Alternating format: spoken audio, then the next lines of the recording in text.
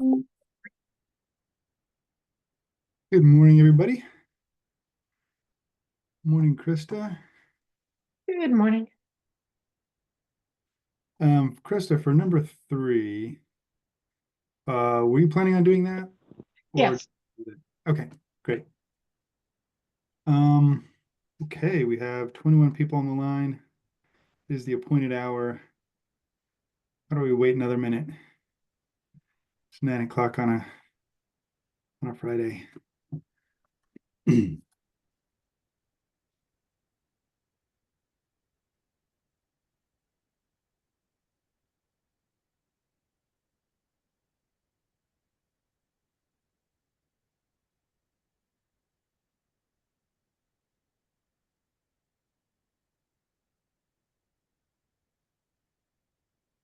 Okay, been about a minute. All right, everybody, welcome to the Commercial Energy Code Technical Advisory Group, the first meeting of the year. Each one of you I want to thank because you are here to do really important and detailed work. And it's awesome to have so many volunteers here. All these meetings are being recorded, so you can always go back and watch what happened before. We're going to spend a lot of time together, especially next year when we consider the tag, when we consider the code proposals.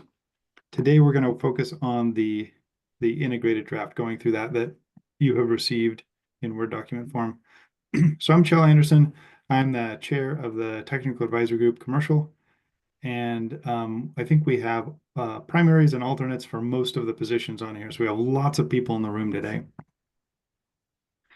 There are two main efforts that this tag is going to do over the next several months. The first part today and one or two more meetings this year is reviewing the 2021 Washington State Energy Code against the language from the 2024 International Energy Conservation Code. We call this the mashup or the integrated draft. We're supposed to take any improved language or more stringent requirements from the IECC and put that into the Washington State Energy Code as a draft.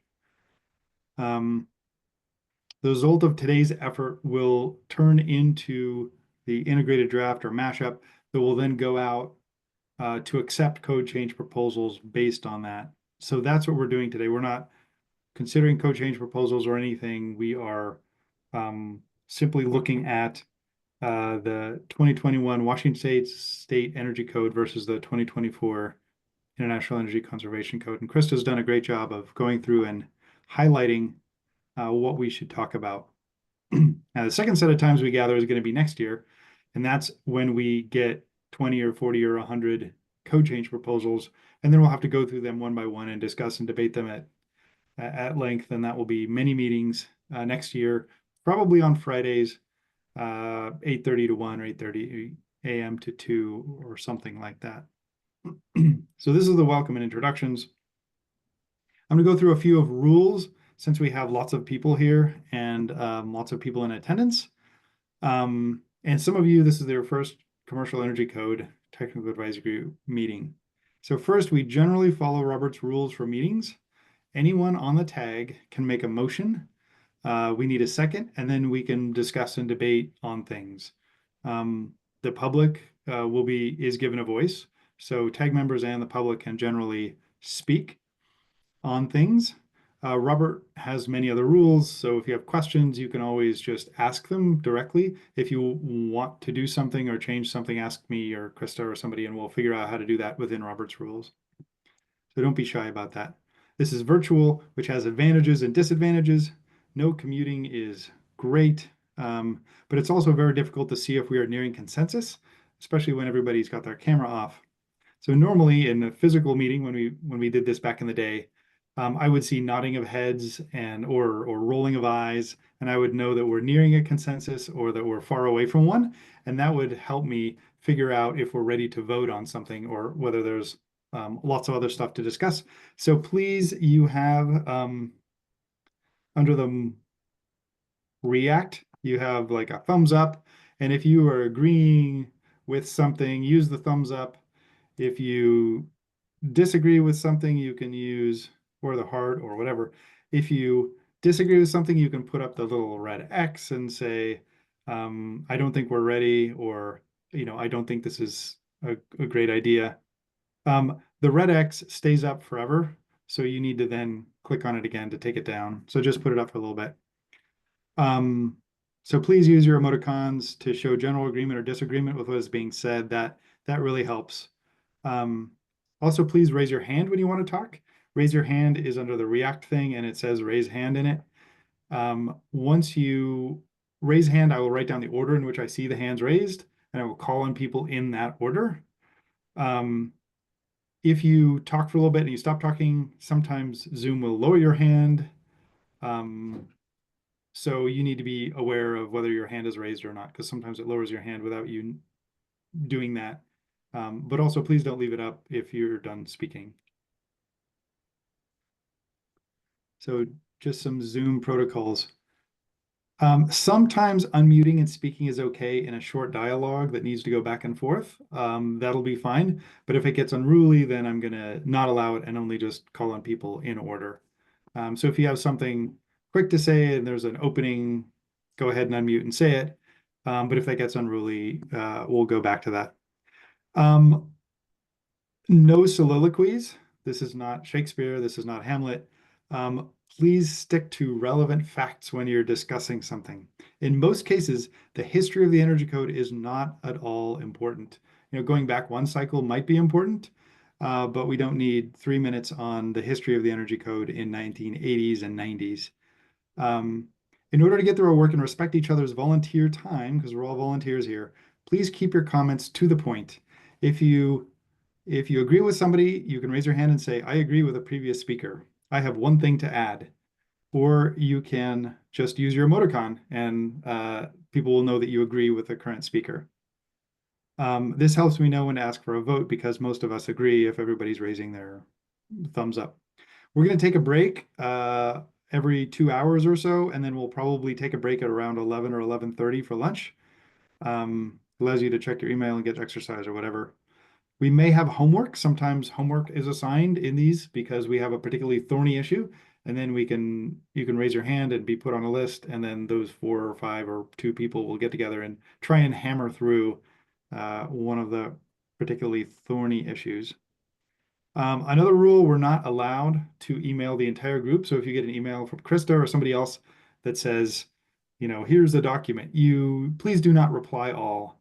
So that's considered a quorum if more than half the people on the tag are on an email chain, and we're not allowed to do that except in a public forum or if staff is emailing everybody something. So if you have something you want everybody to see, you can email it to Krista or Dustin or me, I guess, and then staff will email it to everybody. So stay on mute unless you're talking. Dogs barking, side phone calls, kids asking for cookies is distracting with all these people on the phone. Cameras can be on or off at your discretion. Many of you have an alternate. There's a primary and an alternate. The primary is the only one who gets to make motions and vote if they're in the virtual room. The alternate cannot make motions or vote while the primary is in the room. But if you're a primary and you're going to be absent, please talk to your alternate and make sure they're there, because we want, each of you represents a certain technical expertise, and we want that expertise in the room. So the alternate does not need to be at the meetings, but the primary should communicate with the alternate if they're not able to make it.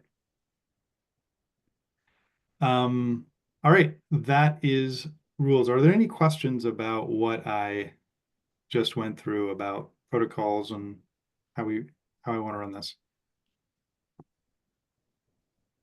Okay. Let's do a roll call and see who's here. Okay. Shell Anderson, Present.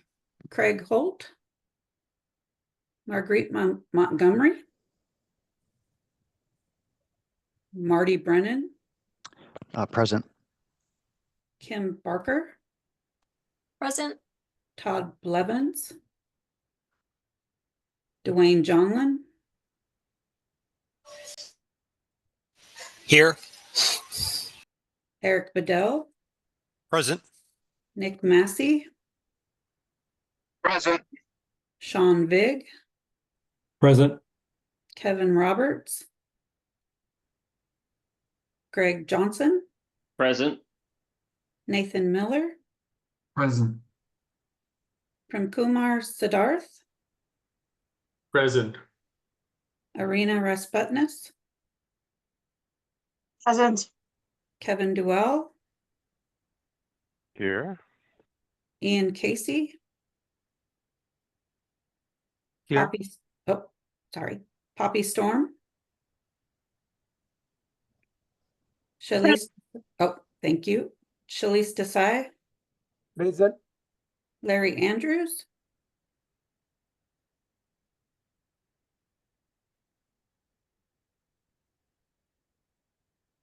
Eric Ohm, Lisa Rosenau, Present.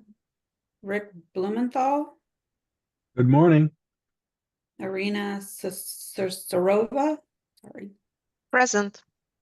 Andy Burnham, Present. Sloan Ritchie, Brett Conway, Present. Luke Howard, Present. Liz Reichart, Marcus Verda, Present. Kevin Churup, Present. Alessandra De La Torre, and Deepa Savarjan. Present. Okay, thank you. Was there anybody whose name was called out that I guess wasn't able to respond or unmute? I thought I saw Larry. Yeah, he's on the participants list, but Yeah, I unmute. didn't hear him. Can you hear me now? There we go. Yep. Thank Okay, you, we got Larry. you. Sorry, too Okay. many buttons. Yeah.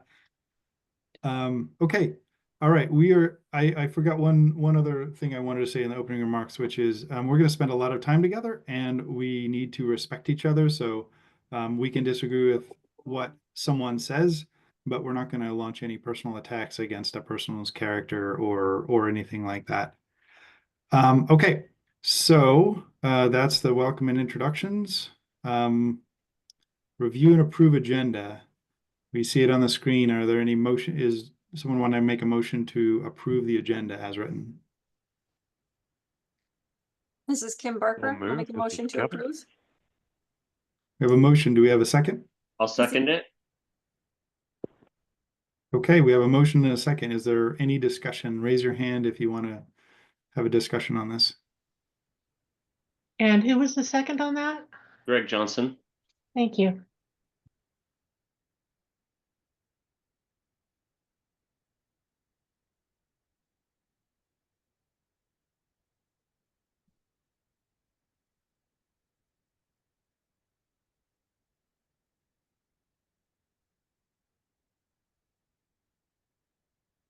Approving the agenda, say aye.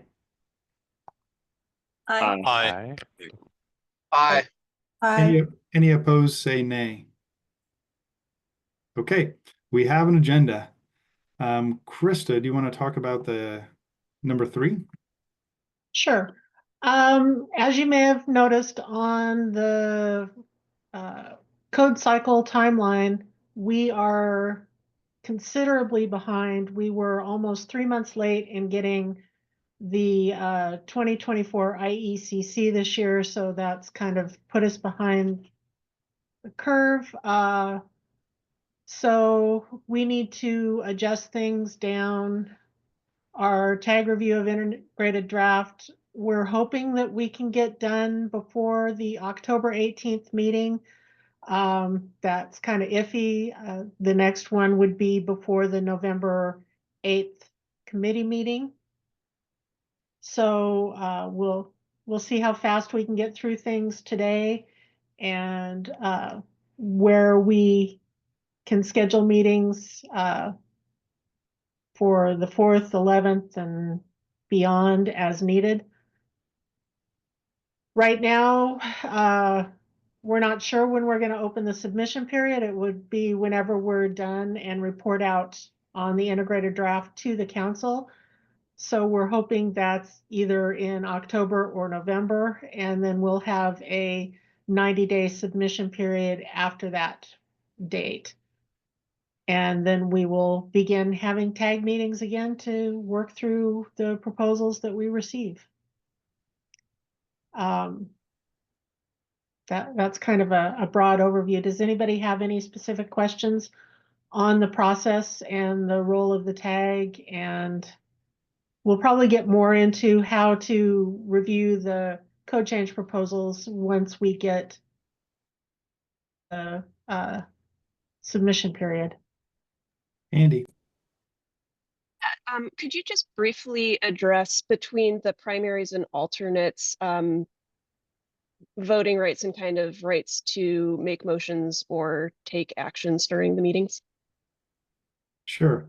So anyone can speak and raise their hand. If the primary is in the room, then they are the tag member and they can vote and make motions and that kind of thing. If the primary is not in the room, then the alternate can make motions and vote. And like today, it's unlikely we're going to get a really tight vote where it's like, 10-9 and all the nuance matters a whole lot. We're probably going to do consensus things mostly today, but staff keeps track of who's in the room and will, if we need a really tight vote, or if there is a tight vote, if it's not consensus based or 18-1 or something like that, we'll do a roll call vote, and then staff knows who's in the room, and we'll call on the primary, and if the primary is not there, then they'll call on the alternate to vote. Does that make sense, Andy? Yes, it does. Thank you. Lisa. Hi, thank you. Quick question about the role of working groups and how that will be handled. In past code cycles, we've had, as you say, there's particularly sticky topics that groups have been put together to work on, and then bring their findings or their recommendations back to the tag. Will there be an opportunity in particular, like if there's say a particular topic, there are 2 or 3 different code change proposals that are submitted that are all kind of overlapping or integrated or interconnected? Is that something that a working group could tackle, or is that or are we going to only be able to look at each individual proposal or do working groups on each individual proposal? I hope my question's clear. Yeah, it's a good question. And Lisa's alluding to, in the past, we have people who volunteered. So the tag is not going to organize an official working group or an official anything that has voting rights or anything. But anybody.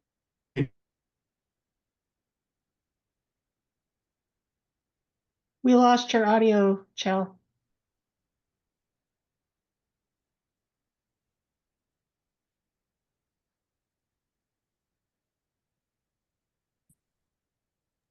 Hello? Okay, you're back. Okay, great. My internet connection is unstable. I'm going to turn off my camera. Okay, so it's a good question. A lot of anyone on the tag can contact anyone about code proposals or anything, as long as you don't constitute a quorum of the tag, and work on anything. And sometimes during the tag process, we will say, all right, this is a sticky issue. Does anyone want to work on this? And 4 or 5 people will raise their hands, and I'll say, all right, go ahead and work on that. It's not an official working group or anything like that, and anybody can work on, once we receive proposals, or even today, anyone can work on those things and bring them back to the tag. And that's perfectly fine. The tag will eventually vote on those things. So that's possible, and it might even happen during the integrated draft process that we're working on today. Larry. Can we get the email address and phone numbers to everybody on the tag so we can communicate? Krista, what do you think about that? Well, you should have all the emails from the original invitation to this meeting. I don't have phone numbers for everybody, so that's not something that I can provide to you. So you have the emails, because I didn't see the emails. I didn't see the email addresses for everybody.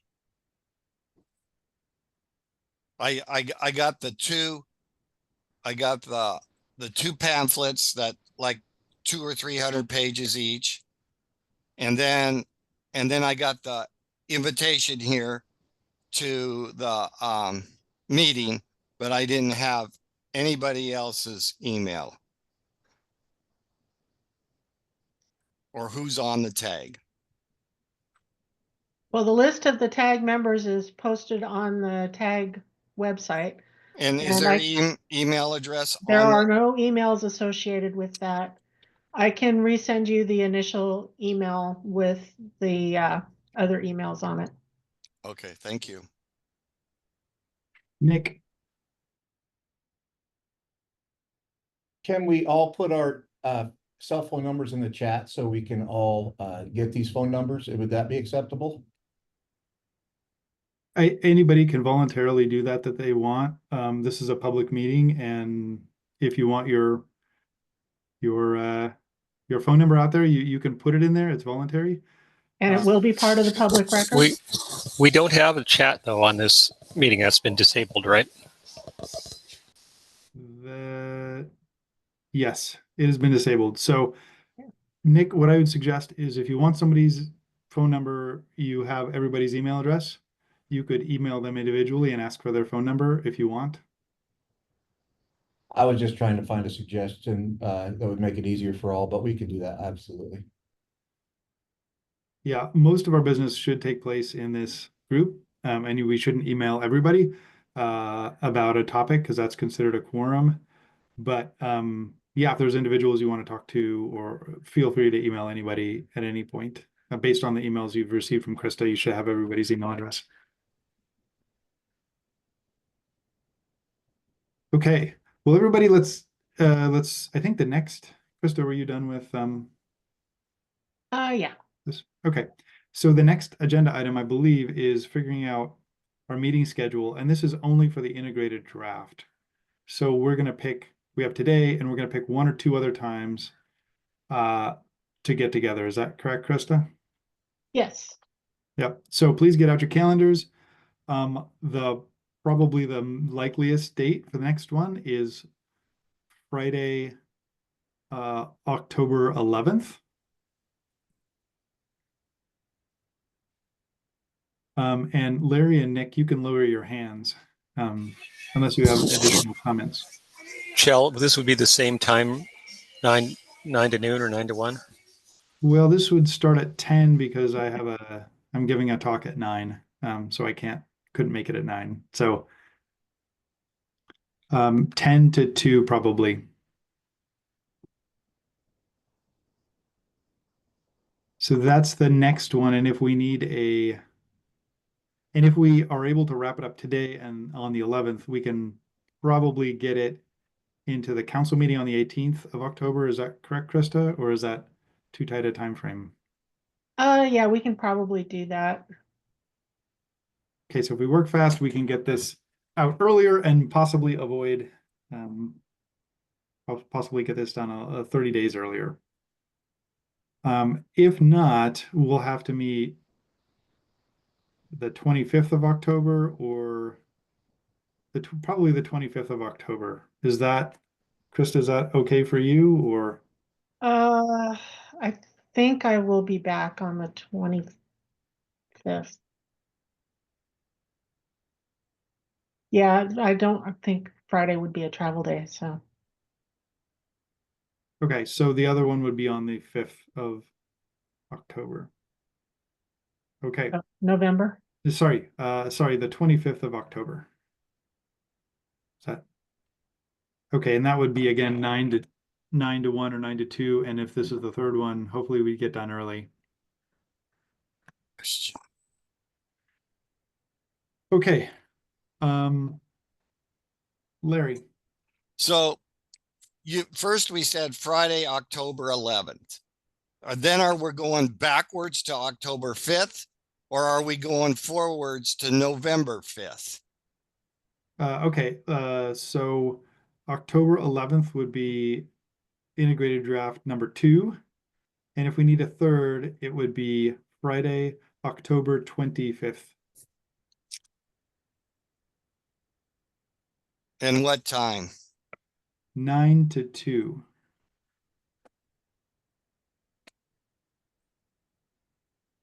Thank you.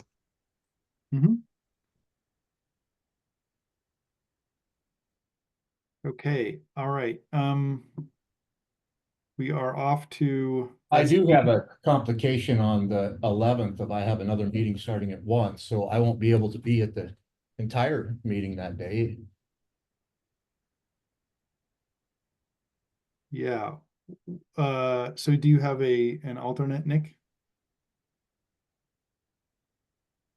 I don't. Okay.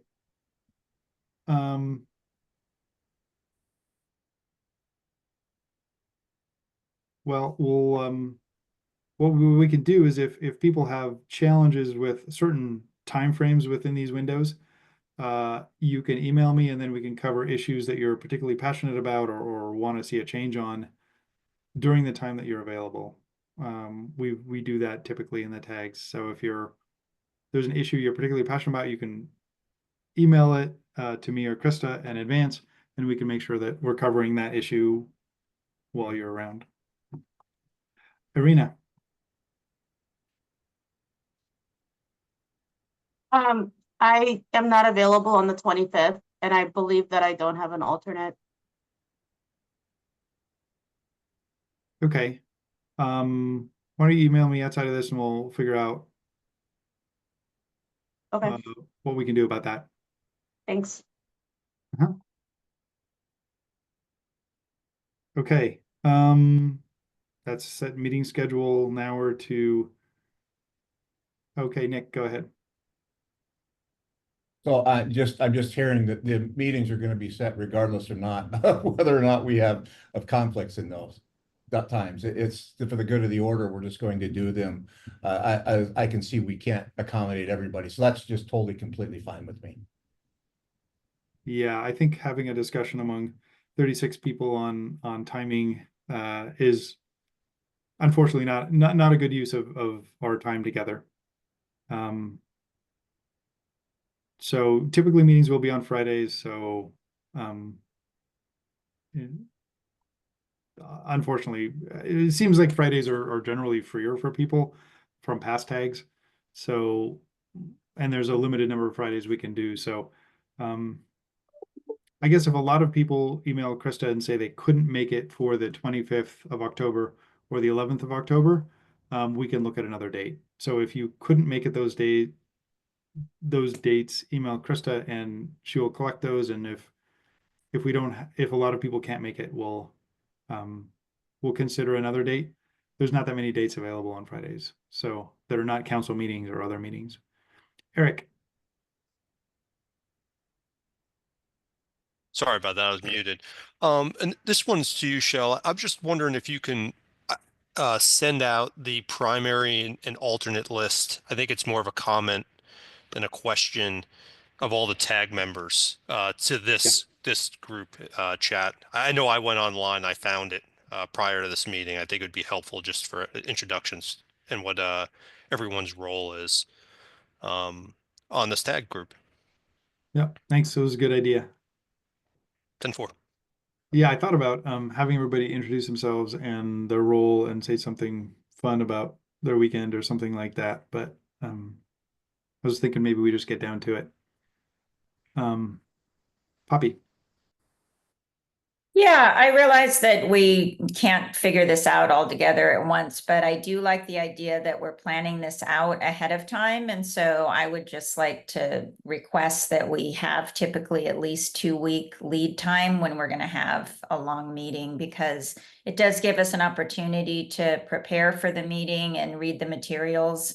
We all have a lot of pretty tight schedules, and sometimes even at 4 or 5 day lead time isn't enough time.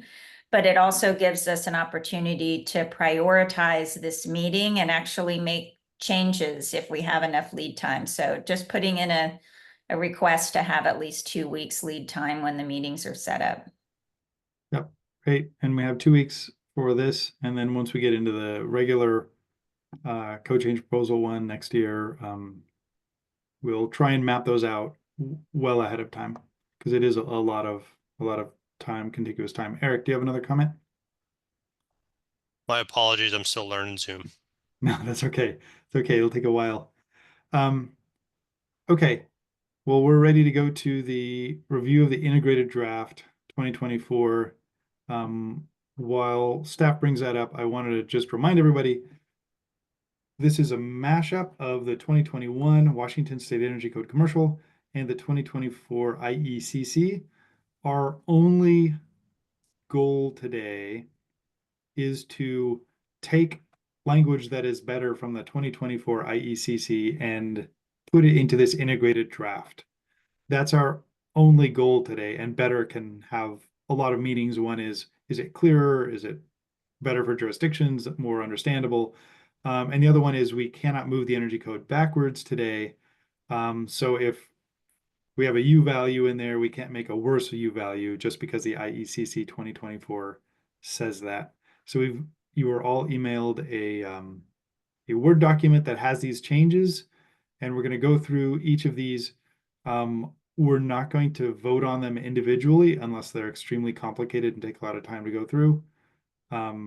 We are going to go through there, and if nobody has any comments, we'll scroll through it. But if anybody has comments, raise your hand and we'll discuss this. This is, 242 pages, so we don't need to, some of these are obvious, so we don't need to discuss them. Larry.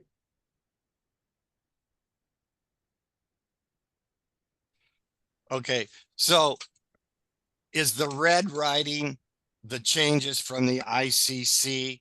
Is the black writing, is that our 2021 present code? That's correct. Okay, thank you. Correct. Yeah, black is our current Washington State Energy Code commercial, and red are updates, potential updates from the IECC 2024. And we will go through and discuss what is in red on this. And there's a couple instances in here where something is new or complicated or vastly different, and we'll spend more time on those. Kevin. Yeah, what's the blue? Those are corrections made after the first changes. So Gotcha. that was a commercial, so it should have said residential. Good deal. Thank you. Okay, Larry, your hand is still up. So the question is the blue changes to our code, or is the blue changes to the ICC code already? They're correcting typographical errors on my part. So the IECC says residential provisions, and when I had typed it in, for some reason I typed commercial, but still referenced the residential. So it's just a correction.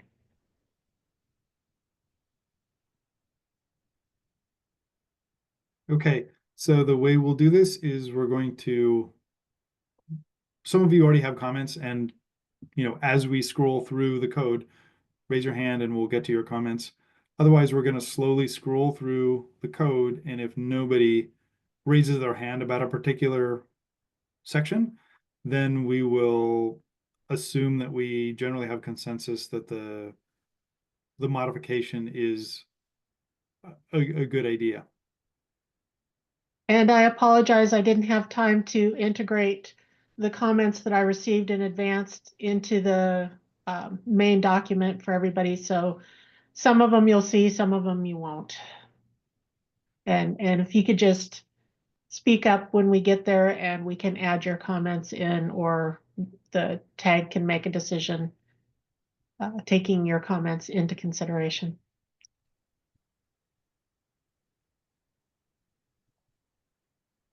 All right, Larry.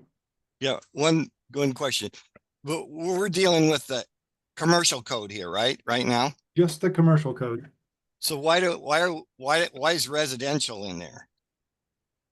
Because the definition of residential buildings is in the residential code, and the commercial code applies to everything that is not defined as a residential building.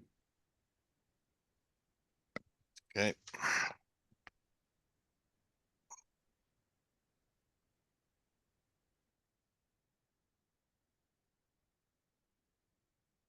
Okay, well, let's begin scrolling through here.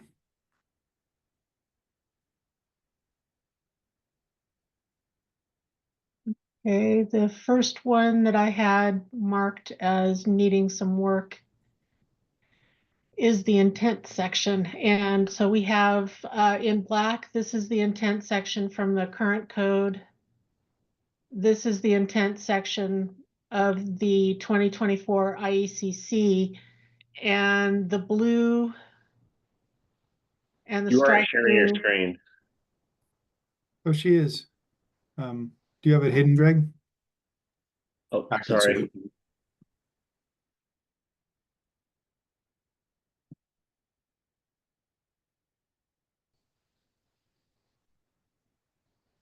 Go ahead, And Krista. then the blue and the strike through were comments from Dwayne Johnlin in trying to modify the IECC language to better fit the Washington State Energy Code.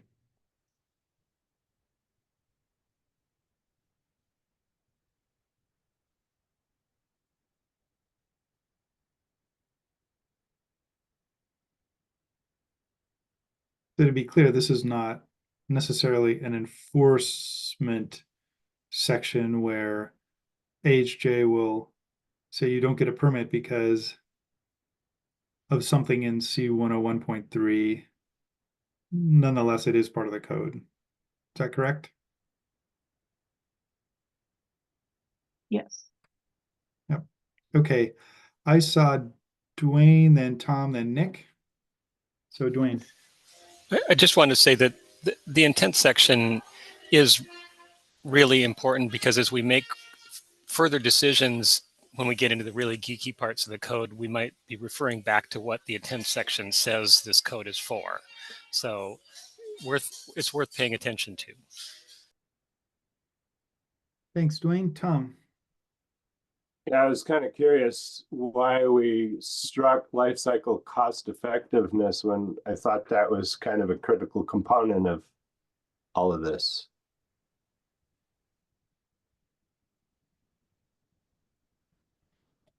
It's a good comment.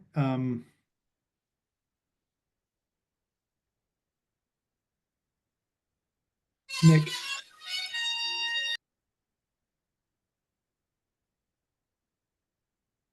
Go ahead, Nick. Just a question on, I did pull up that Energy Code take members and I'm listed under commercial general contractor development, but Eric Bedell is listed as a P, but I have nothing beside me. Am I an alternate or am I a member of this group? Staff, do you have a answer for Nick?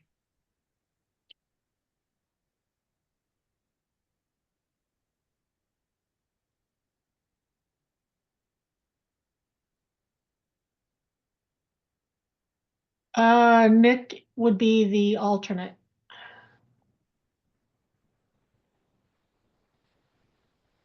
Okay. Larry. Why doesn't it say alternate then?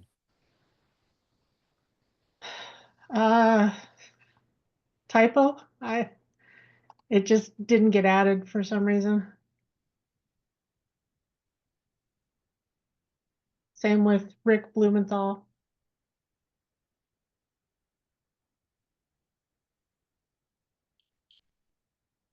Okay, go ahead, Larry.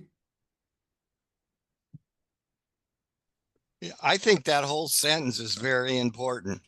I mean, life cycles cost effectiveness, considered economical feasibility, including potential cost and savings for the consumer and the building owners, and return on investment. I think that's a critical sentence that needs to be in there, like it is in the international code.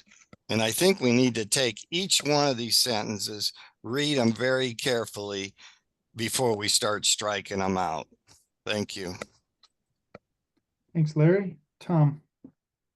Yeah, I was gonna almost say somewhat the same thing, you know, especially the life cycle cost effectiveness and return on investment thing, because that's a critical component of how we should be developing these codes. And, you know, especially because, you know, the cost analysis is part of the analysis that we have to go through. Why aren't we saying so upfront? Thanks, Tom. Larry, your hand is still up. Patrick, it's your turn. Thank you. For the record, this is Patrick Hanks with the Building Industry Association of Washington. I'm not a tag member. I'm just a member of the public. So I agree with Larry and Tom, and just briefly looking over RCW 1927A, and then what I remember from the APA, I think considering the life cycle cost effectiveness, considering economic feasibility, including potential costs and savings for consumers and building owners, that to me seems like it fits very appropriately with the statutory intentions behind the energy code for non-residential buildings. And as we have some members who build multifamily units under this code, we would appreciate having that in the intent that they're going to consider the economic feasibility and cost effectiveness of code proposals. Thank you. Thanks, Patrick. Dwayne. Yeah, my concern here is that we have other language in state law that doesn't say the same thing as this, and I don't want to have conflicting information here that we have in the RCW. And so the way that the current law says is that we have to go for the most cost effective of available options, not that each provision needs to be independently cost effective. So that's my idea with striking this, is that it is in conflict with the way our state law is worded. Thanks, Dwayne. Poppy. I agree with Dwayne. I think that it's not so much about whether or not we agree or disagree with any of these individual pieces. It's just that it doesn't seem like it's really the role of the tag to be establishing what the intent of the code is. That seems like something that should be established at the state law level, and we don't want to contradict that. So I recommend keeping it fairly succinct and not including a lot of this additional information that's in the IECC. Thanks, Poppy. And I guess one option to the tag today is to say, we're going to keep the C1 101.3 the way it is, and then someone can submit a code proposal to change it. That would be a perfectly reasonable option to do today. Or we can spend time on C101.3, figure out what it should say, or even have a work group that looks at what it should say, but we are limited in what we do to what's either in the IECC 2024 or what's in the Washington State Energy Code Commercial 2021. Larry. I think this is important because this is what the United States has come up with, not just people in Washington. It's what the whole country has been molded into. And so we have more of a uniform code rather than an individual code. And Dwayne's comment, to me, from what it said here, this pretty much paraphrases what the Washington State Code, but it's stated here in the Energy Code what we're trying to achieve. And I think that's important, very important, that we're trying to state what the Energy Code's about. Thank you. Thanks, Larry. Deepa. Yeah, this is more just a question, maybe for Dwayne. sort of simplification and not wanting to contradict with other state law, the reason for striking the energy efficiency and zero carbon pieces as well. Thanks, Deepa. Kevin. Thank you, Shell. In keeping with what you just said about the purpose of what we're doing here, which is reviewing the integrated draft, I don't think we want to adjudicate every sentence in this process. I think that's, like you said, a code proposal process. And I think, clarify if I'm wrong, but it seems like our task here is to make editorial changes at best, and then identify places that might need code proposals. Is that a fair understanding? The changes we make are not limited to editorial. We have two sets of language, one 2024 IECC, and the other is 2021 Washington State Energy Code Commercial.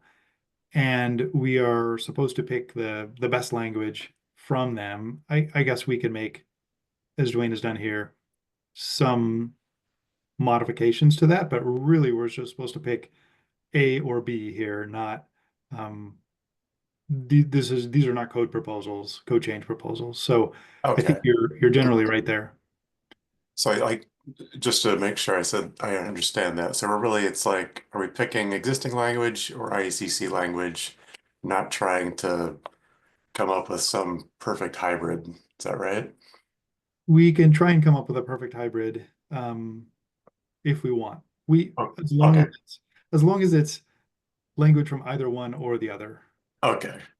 Well, in this case, there's a lot in here, and there's a lot of discussion about it. I'm going to make a motion that we accept the IECC language. And is there a way of like adding a note that this is ripe for proposals? I think that's implied in any, in what we're discussing right now. Okay, so we have a motion to accept the IECC language. I'm assuming without the modifications we see on the screen. Oh yeah, as direct from IECC. Okay, so we have a motion. Do we have a second for that motion? I'll second that, Greg Johnson. Okay, we have a motion and we have a second. Is there further discussion on the motion? The motion, I'm going to restate it, is to accept the IECC language for C101.3 instead of the Washington State Energy Code language for 2021, and not to include what I believe Dwayne had stricken from the IECC version. Deepa, your hand's still up? Sorry, that's my bad. Okay, no worries. Poppy. I just wanted to confirm that I will be voting no on this because I think that we should keep the simpler language. And if somebody wants to submit a change proposal, they can do that as part of that process. Thanks, Poppy. Okay, I don't see no more hands up. I'm ready to do, and I'm guessing this is going to be a roll call vote. So the motion is to accept C101.3 directly from the IECC with no modifications. And I'm going to wait until that gets sorted out on the screen so we all see what's cooking. Sorry, it's fighting me. It doesn't want to. Yeah. Larry. My question is why was Dwayne allowed to do all this? Does he work for the state or something? He does not work for the state. Nope. So why was he allowed to do all this? The draft was sent out to everybody, so anybody could send in these, but Krista didn't have time to include others' comments in this draft. But she did send out an early draft to Dwayne and to me and possibly others to see if there were any, big issues with what her work on the integrated draft was. So I provided a couple of comments. It seems like most of us are all behind the ball right now, Ben. And a few has been picked out here to get a jump ahead of us. And I don't like that, to be honest with you. I mean, it should have been sent out to the complete everybody evenly, and then it should have been said that there should have been time. Hey, if you want to strike something, let's all get together here and do this. And that's not what happened here. A few individuals were allowed to get this, and then they were allowed to make strikes where they want to, and the rest of us were all sitting in the hopper here, don't know what the heck's going on. And that doesn't seem right. Thank you. Larry, that's why we're here today, to vote on this, and someone made a motion to not accept Dwayne's comments. At some point, you know, we need to have a functional group, and that involves sometimes talking to a smaller group of people and then a larger group of people. Yeah. Lisa. No, thank you. Perhaps as a procedural question, since we're going to have more than one integrated draft meeting, is an item like this one, could it be brought back up for discussion for the next meeting if TAG members have additional recommendations or additional questions or something like that, so we don't kind of get bogged down on each item today? Yes, so one option that could have been a motion, but it wasn't, would be to get a few people together to propose strikeouts from the IECC language, or do something else. That is still an option, but it's not the motion that's on the table that we're discussing right now.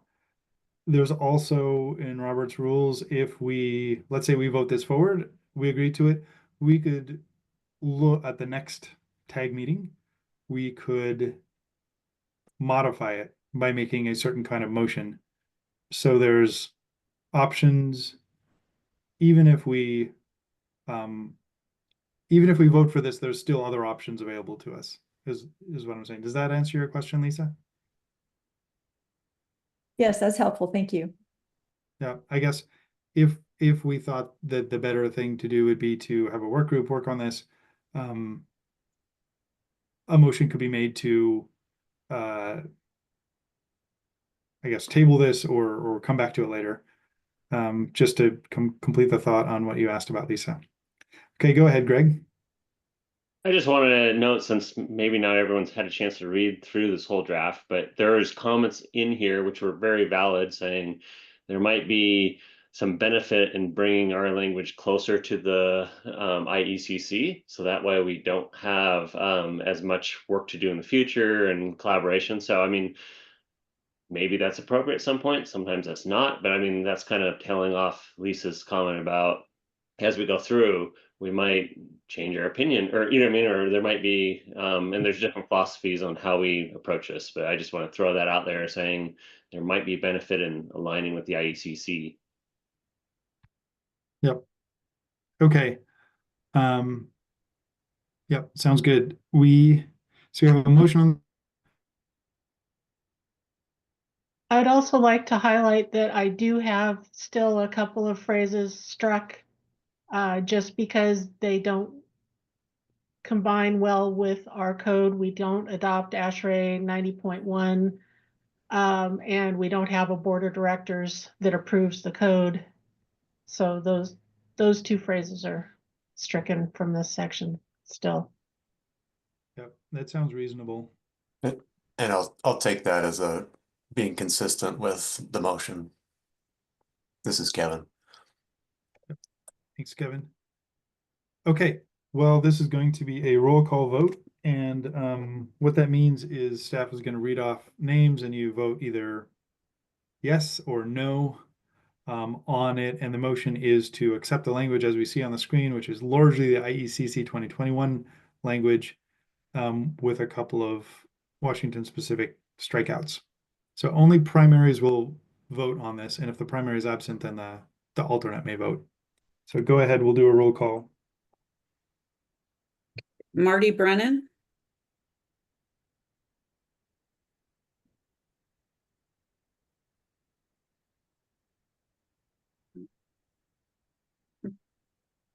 Kim Barker,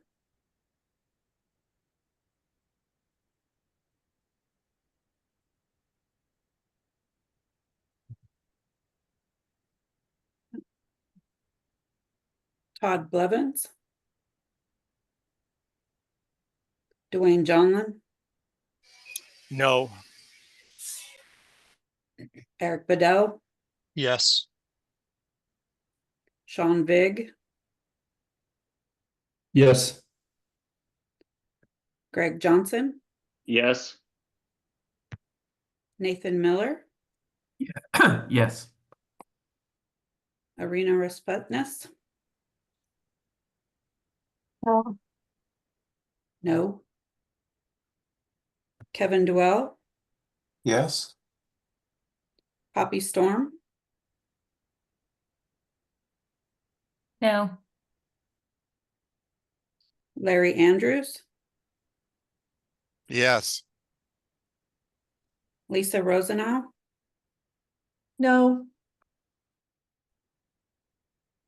Arena Sasorba, Yes.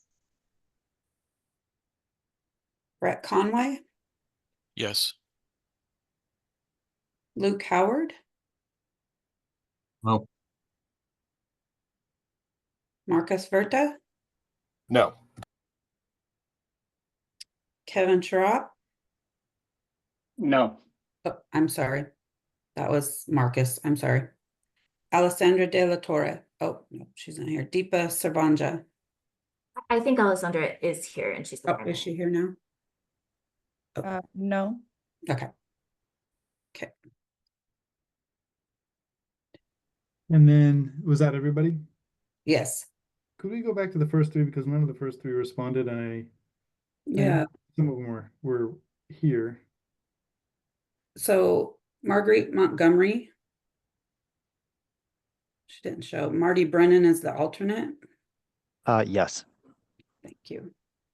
And then Kim Barker. No. So now I think we have everybody primary or alternate. Could I make a suggestion that when someone's name is called in one of these roll call votes and you hear nothing, that you announce no response or something, because sometimes we are inadvertently muted or something and we're actually trying to vote. Okay. So motion carries 9-8. Okay, so we have accepted C101.3 as written on the screen. Motion was successful, 9-8.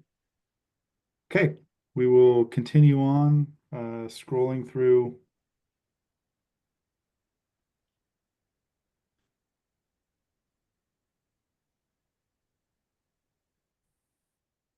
Kevin. Yeah, it's just getting my head back into Robert's rules. I just wanted to note that, yes, there's a main motion. There's plenty of other motions that can be made with a motion on the floor, like to amend, to postpone, to table, to refer to committee, all kinds of other things that could happen with the main motion. Just for the benefit of the group. That's good. Just because there's a motion out there doesn't mean someone else can't make a motion to do something else with the main motion. That's right. Yeah, and if you want to do something and you don't know how to do it, just raise your hand and we will help you do that thing within Robert's rules.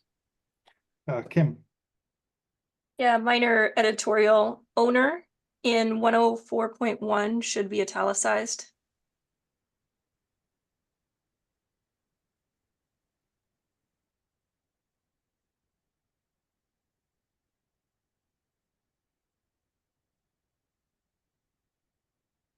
This one, or is there another instance? A few words before that. Correct, the owner Oh, owner or, okay. Yeah, the first owner. Thank you. Thank you, Kim. Greg? I was just gonna say, I agree with Dwayne's comment on the code compliance. I don't think the WAC has the authority to establish an agency. I think that's to be through the legislature and RCWs.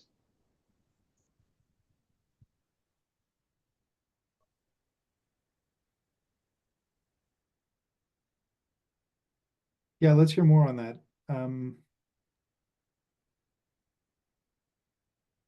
Dwayne?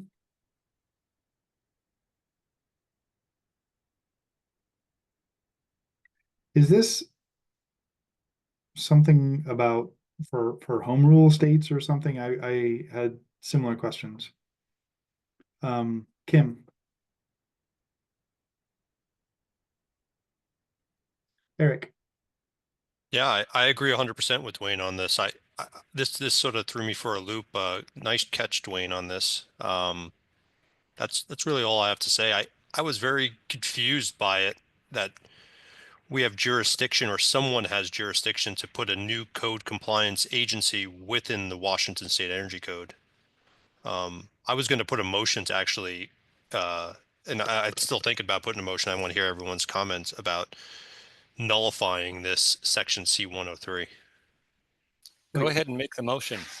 You can make the motion and then Okay, we I'm going to can, make the motion to remove C-103 code compliant agency from the record. Yep, the entire, just to be clear, the entire And section yep, the C-103. creation, appointment, and deputies. So all C-103, 1, 2, and 3. I second the motion. Greg Johnson. Okay, we have a motion, we have a second. That means we get to discuss it. Eric, do you want to speak in favor of your motion anymore? Nope. Okay, Greg, do you want to, as a second, do you want to speak in favor of it anymore? Already stated. Okay. Anybody else want to weigh in on this? Okay, the motion is to strike the entire section C-103 from the integrated draft. All in favor, say aye. Aye. Aye. Aye. Aye. Aye. Any opposed, say nay. Okay, motion passes. We've stricken this entire thing. So I just want to note, we're not taking motions about every section update, every strikeout, but about kind of larger things. We're going to have a vote, and then at the end, we're going to have a vote on the whole thing with that includes all the prior motions to strike things out or change things. Okay, we'll continue on.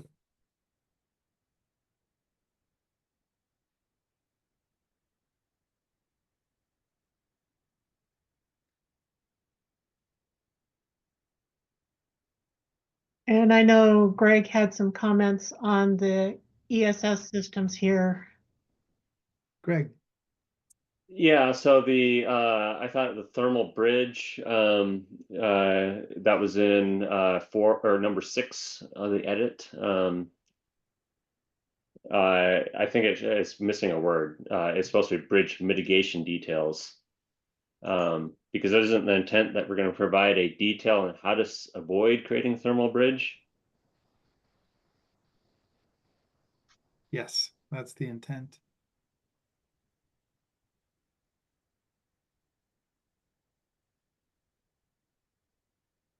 So this is the IECC original language. Yeah, so the thermal bridge, so the first one was an editorial, thermal bridge mitigation detail, just adding the words mitigation detail. And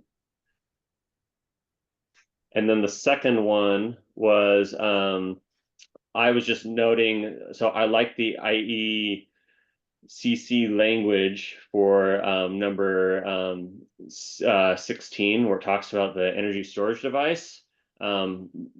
I can tell you a lot of times the energy storage device is integrated so tightly with the solar inverters and the solar stuff that if you're going to ask for one, you kind of need to know the other. So, I mean, even if we don't require it in our code for energy storage devices, I mean, that's a later debate, but I mean, that info is still pertinent.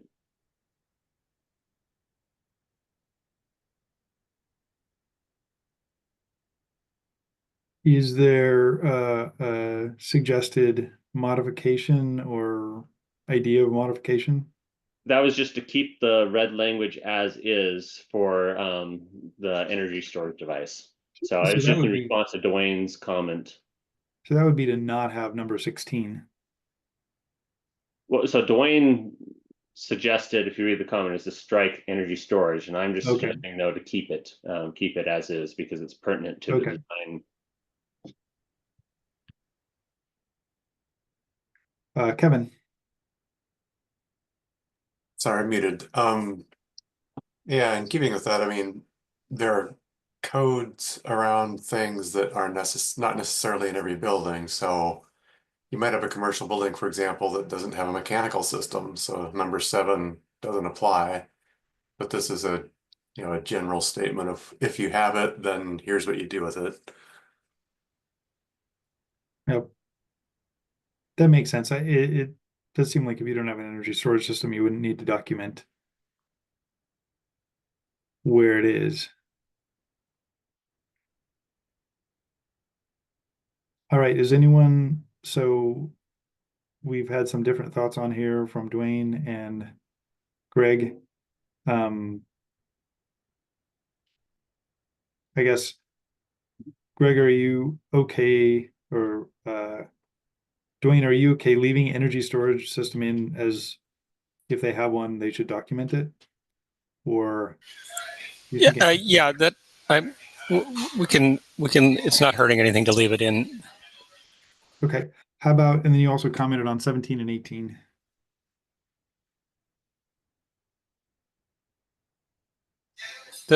Since this is a list of things that you have to put in your documents, and it says you have to have a layout for an energy storage system, which is not required in our code. So I don't think that should be there. And in fact, back at 16, you might want to say energy storage systems, if any, or something like that. Yeah, yeah. But we don't want to have a requirement to put something in there that is irrelevant. And that would seem to go for 17 and 18. Kevin. Yeah, I'm very hesitant to start putting if any kind of language in the code, because if we're doing that, then we have to put it on economizers and ducts and other things that may or may not be in a building. I think if you don't have it, you don't show it, right?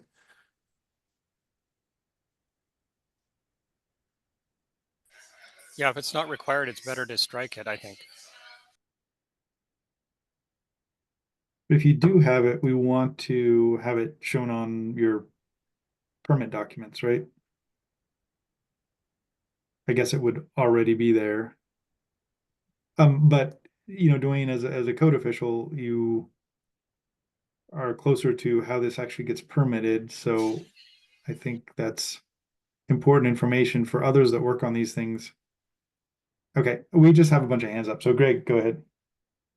I was just going to say, I mean, as a compromise, you could strike 17 because it's already covered under 16.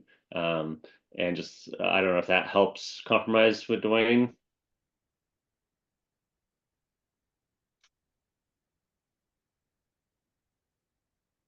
Dwayne? Yeah, just here's something that people are gonna, I think, print out and say, okay, we have to have all this stuff on the drawings, and it acts as though an energy storage system is required. So I think it's best to strike energy storage systems entirely. There's all kinds of things that are not required by code that you could potentially put in a building. This is just one of them, but it's just going to confuse people who are trying to figure out what needs to be on their drawings. Thanks, Dwayne. Nathan? I suggest leaving it in. The intro paragraph ends with the statement details shall include, but are not limited to, as applicable. So there's some of these things that aren't applicable. So I think it's fine to leave them in there, and if it's applicable to your project, you include them on the drawings. Thanks, Nathan. Marcus? Thanks. I do think it's, I think that as applicable clarification is helpful. I'm tending to agree actually with Dwayne on this one that, you know, it will be on the plans if it's included in the project. It will need to be. And, you know, I'm a little bit concerned that there'd be confusion and then provisions would be made for energy storage when that, you know, is a developing like component of these structures, and the size and scope can vary so much from a, you know, a Tesla Powerwall bolted onto a wall to a 40-foot shipping container with energy storage, you know, lithium batteries and fire safety shutdown and all that. So this would deserve its own section in order to get right. So I'm tempted to say leave it out and handle it on a case-by-case basis when it's included in the facility itself. Thanks, Marcus. Larry. Yeah, I kind of side with Dwayne here. I don't think we should have that in there. I think it will be confusing that maybe you are required to have energy storage. We're not required to have energy storage. So if you're gonna do one of these, you're gonna have to go through the electrical drawings, and you're gonna have to present it to the electrical side of the state, and they're gonna have to approve all this before you can even move on this. And for us to, since we don't even have it in our energy code right now, I think it would be best to leave it out. You can always add, as long as an engineer has engineered the system and the state electrical code people approve it. And so there's nothing saying that you can't do it, but we shouldn't, if it's not a requirement, I don't think we should put it in the code. Okay, thank you. Thanks, Larry. And I think just to try and get that specific language here, we're saying maybe 16 is fine to have it, but 17 and 18 should be stricken. Is that? That's what I would say. I would say anything that has the energy storage device should be stricken from the code. It doesn't mean you're not able to do it, but it's just not a requirement of the code. And it's hard enough knowing what to do when there's clear pathway. Thanks. Thanks, Larry. Andy. Yeah, I just wanted to remind folks that while it's not a mandatory section, battery electrical energy storage systems are a load management credit. So there are some projects that may be installing these systems as a code requirement. So I don't feel too strongly one way or the other, but I did just want to remind folks that there is an ESS component of our code currently, even if it's not mandatory for all projects. Thanks, Andy. That is important. Kevin. It's just to move us off the dime, motion to keep the ESS language as shown. In 16, 17, and 18? Correct, 16, 17, 18. Okay, we have a motion. Is there a second? I'll second it, Greg. Okay. We have a motion, we have a second. Is there further discussion on this issue? It just to make it clear for everybody, since this is the first time on the tag for some of you, if the motion passes, we move on. If the motion fails, then we will entertain a different motion to deal with this language in a different way. Make it clear for everybody. Okay, Marcus.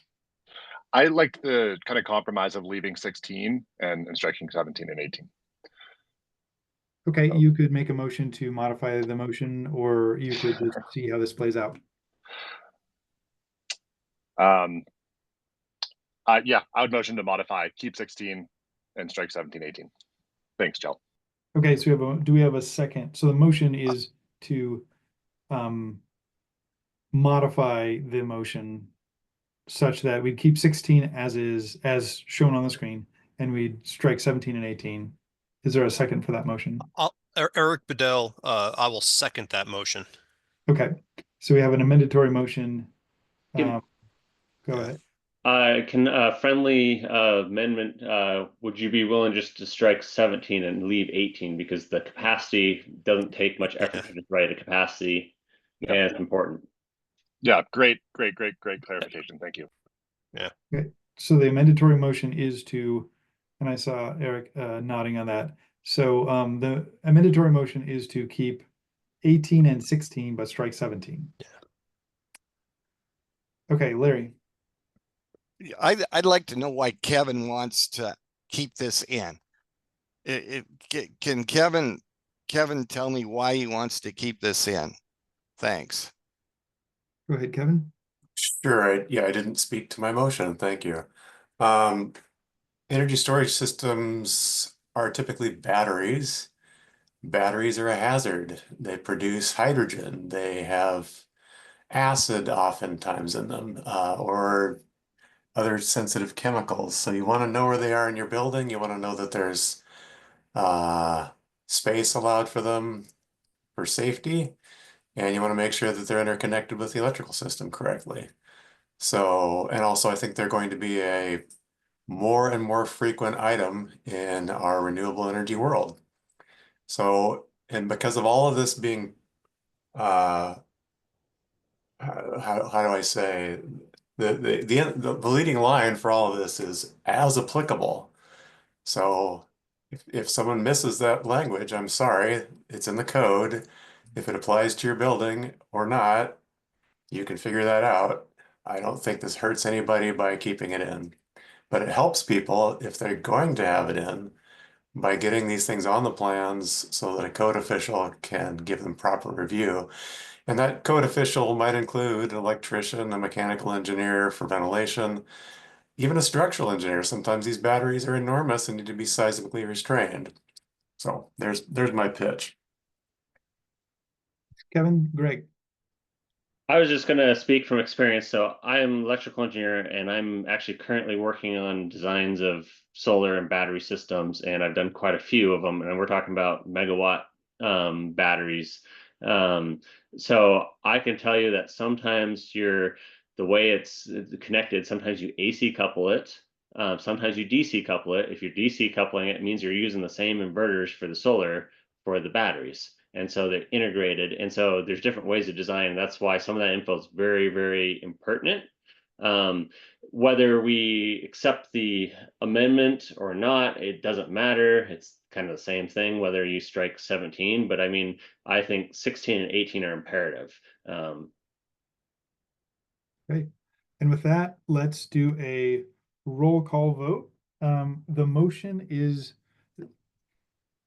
the amendatory motion is to strike 17 and leave 16 and 18 as is for the integrated draft. So I guess I'm just going to risk it. All in favor, say aye. Aye. Aye. Aye. Aye. Any opposed, say nay. Nay. Okay, I heard one nay. Motion passes. We have 16 and 18, but not 17. All right. Moving on.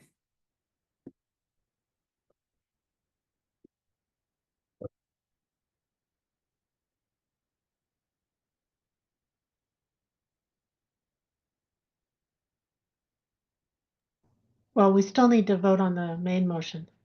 Oh, yes. Okay. Sorry. So the amendatory motion, now we agreed that the main motion now includes 16 and 18, but not 17. So let's vote on the main motion, which is to include 16 and 18, but not 17. All in favor, say aye. Aye. Aye. Aye. Any opposed, say nay. Nay. Okay, I heard one nay.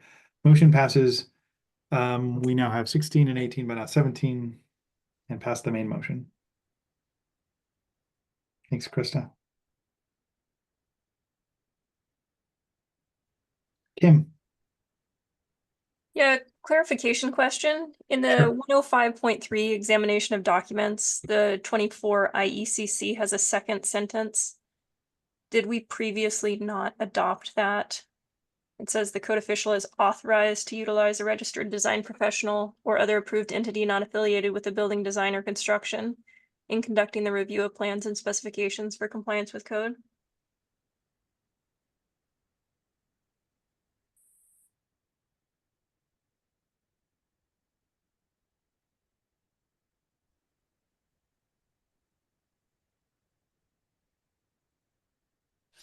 What's the question? It's about the sentence that's being highlighted right now and why that wasn't in the integrated draft. Well, it wasn't, this is existing IECC language that was not previously adopted. Yep. So at some point, there was a decision to not include this language. I'm not sure when it happened, but Yep. Does that answer your question? Yes. Okay.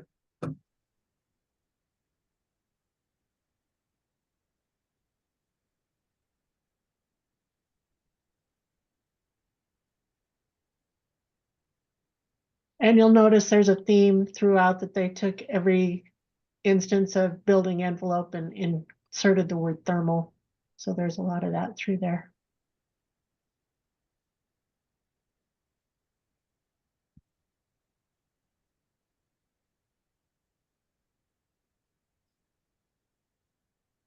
So my next comment was on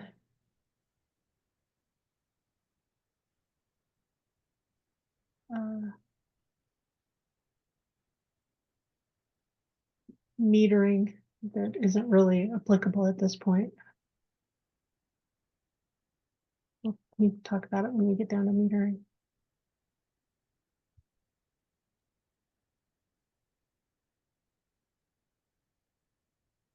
Greg, you had a comment? Yeah, just the value of work. I don't think that has a place in the energy code. It's already required in permitting documents in other areas, and I just didn't see the relevance. Thanks, Greg. Lisa. Yeah, Christy, could you scroll back up to that one edit? Didn't catch it before. Under compliance documentation. So there is this one new item, which is kind of interesting because there's a lot of things in the energy code that, like the commissioning plan and all kinds of stuff. So I'm just kind of wondering, what was the purpose of this particular item versus, being comprehensive for everything else that's like it. This was a new section, a new requirement in the 2024 IECC.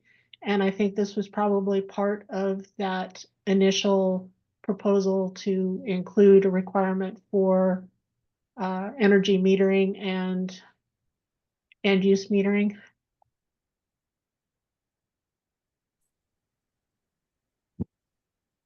I'm just wondering if that is something that is really necessary. I don't know if I'm ready to make a motion about that yet, but maybe somebody else has got a comment. Kim. I have an unrelated comment. I'm sorry. Okay, go ahead, Kevin. Yeah, I'm just looking at C409.1, and it says all new buildings in addition shall have the capability of metering, which, okay, doesn't mean you have to do anything with it. You just have to be capable. This one says, you should have a plan for how you're going to use that capability, which I think is desirable. It's there's a lot of jurisdictions that are creating building performance standards to do this very thing, to require it rather, not just allow it. And this is getting a building ready for that. And also, I realize this is more work for the design team, but doesn't seem like it's that complicated to spell out in your specs. Thank you. Thanks, Kevin. Poppy. I agree that I think it's desirable to have something along these lines. And this is an example of where it may make sense to keep it in here. And then if somebody wants to have a proposal that strikes it out, or maybe there's a proposal for some other more specific or detailed or targeted energy use data gathering and disclosure that's related to maybe some alignment with the BPS, that could be done as part of a separate proposal. And then as the tag, we would be sorting out the details and making changes at that level. But for now, it seems good to at least have it in there. That sounds good. Since I haven't heard anybody speak against it, I think we can continue scrolling. And I know Kim had a comment and there was another comment about the valuation of work. So maybe we head to that section. Patrick. Yes, I have a question. I'm trying to understand how the numbering is working for each section. It seems like everyone has a struck out. So which Yeah. one comes from the 2021 and which one comes from the 2024? And just trying to understand that. Thank you. Yeah, so that's just a clerical thing. Sometimes a new section is added, and so if it changes from C104 to C106, then you just have to change every single instance of where that occurs. I don't know if that answers your question, or if Krista, you want to add to Yeah, that. there was a new 103 that was added that we then struck. So that had moved everything forward, and there were other sections that were moved into new sections and just kind of redistributed around. So the struck out ones are how they had appeared in the 2021 Washington State Energy Code. The new underlined ones aren't necessarily consistent with the IECC, but they are consistent with the new layout of the 2024 IECC, if that makes sense. We have some sections that the IECC doesn't have, so the numbering isn't consistent all the way through. So the struck out ones are the 2021 state as it would appear in the state code. And then it'll be subject to what happens in this draft, what the final numbering will be, depending if sections are removed or added or whatnot. Correct. And you'll see later on, there are a bunch of section numbers that I have just highlighted because I know I'll have to go back and check those sections based on any changes coming out of the tag work on the integration. So the highlighted ones are just kind of notes to me to go back and make sure they're correct. Okay, so valuation of work. I mean, my understanding is the valuation of work is usually in the building code, IBC, Washington version of the IBC, isn't? Is there any reason to include it in the energy code? Poppy. Yeah, I had a similar question. I know that there are some folks on the tag here that have more direct experience with implementation of the code and permitting. And so in instances like this, my question would be, what problem are we trying to solve by adding this? And I feel that we also are interested in streamlining the code. I feel like that might be a kind of underlying theme for this round, and that includes compliance and enforcement. And so I'm all for strategically requiring things like this, but I would have to really know that it was something that was worthwhile to add. And so I'm wondering if anybody has any sense of how valuable this evaluation of work would be to add that extra step for the enforcers. Greg. Well, I'll just say that usually permitting fees are based on the value of the work, and that's already included in the other permitting process. So it's already covered. They already have to submit the value of work for an application.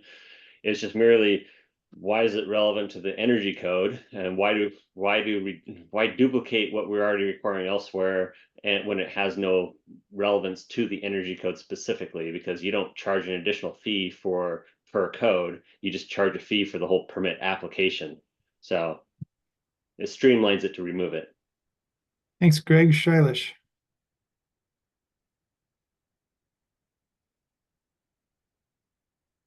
Shailesh, I can't hear you.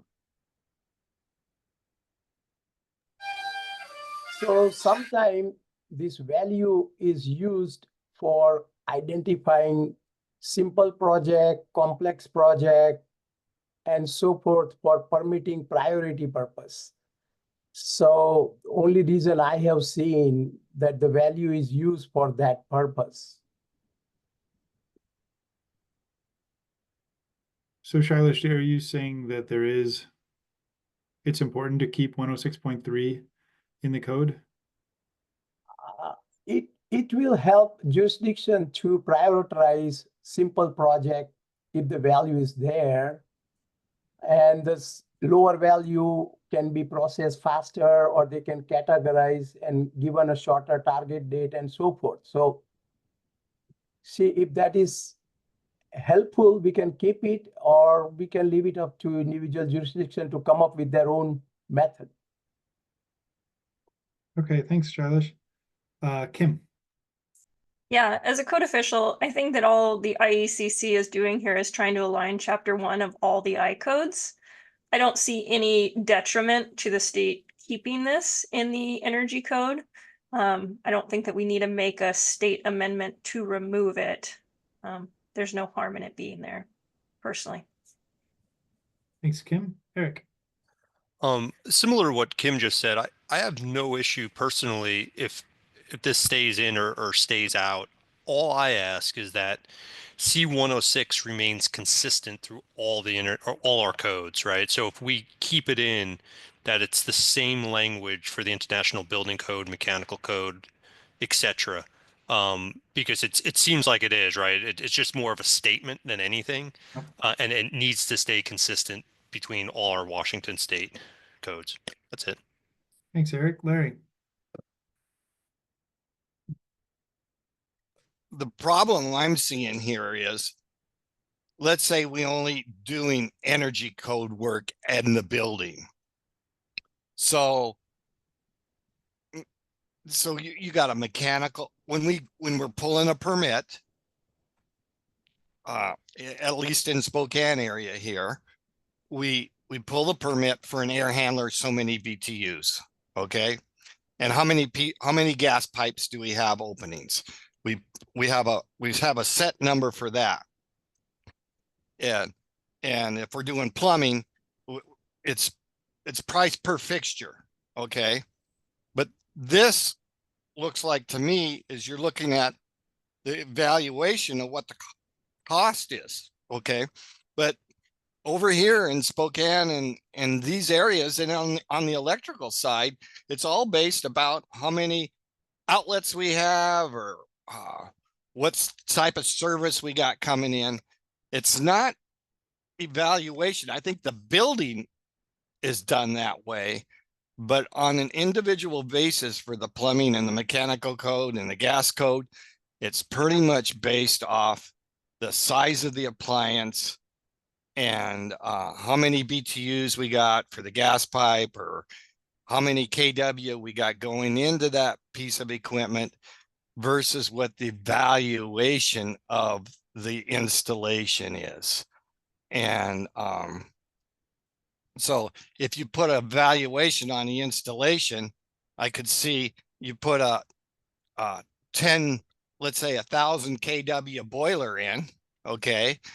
And that's the electrical line. And then you would base that off of your boiler permit, which would be a state function, okay? And so it's based on the size and the piece, not what the piece of equipment's cost to put in. And I think it'd be the wrong idea to leave this in because of that part of it, because we're not trying to penalize the person for putting that size of equipment in, because the inspector goes there, he takes a look at it, and he does that 1 hour's worth of inspection, and then he's gone.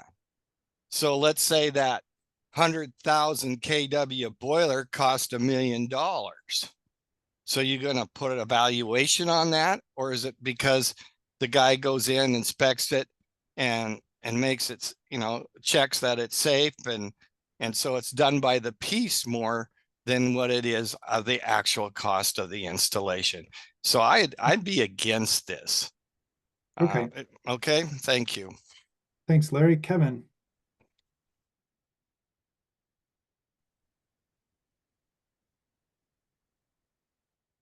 Kevin, I do not hear you. Can you hear me now? I do hear you, yeah. All right, sorry about that. Kevin Rose with the Northwest Energy Efficiency Alliance. This, may be moot, as some folks have said, if this section appears in the IBC. Maybe it's not needed here, but one new change in the 2024 IECC language might make this more relevant to the energy code specifically than it has been in the past. So later on in this document, you'll get into chapter 2, the definitions, where there's a new term this round called substantial alteration, which within its definition includes a triggering statement that's tied to the value of the work of the alteration. And then later on in chapter 5, in the alteration section, the associated requirement connected to that.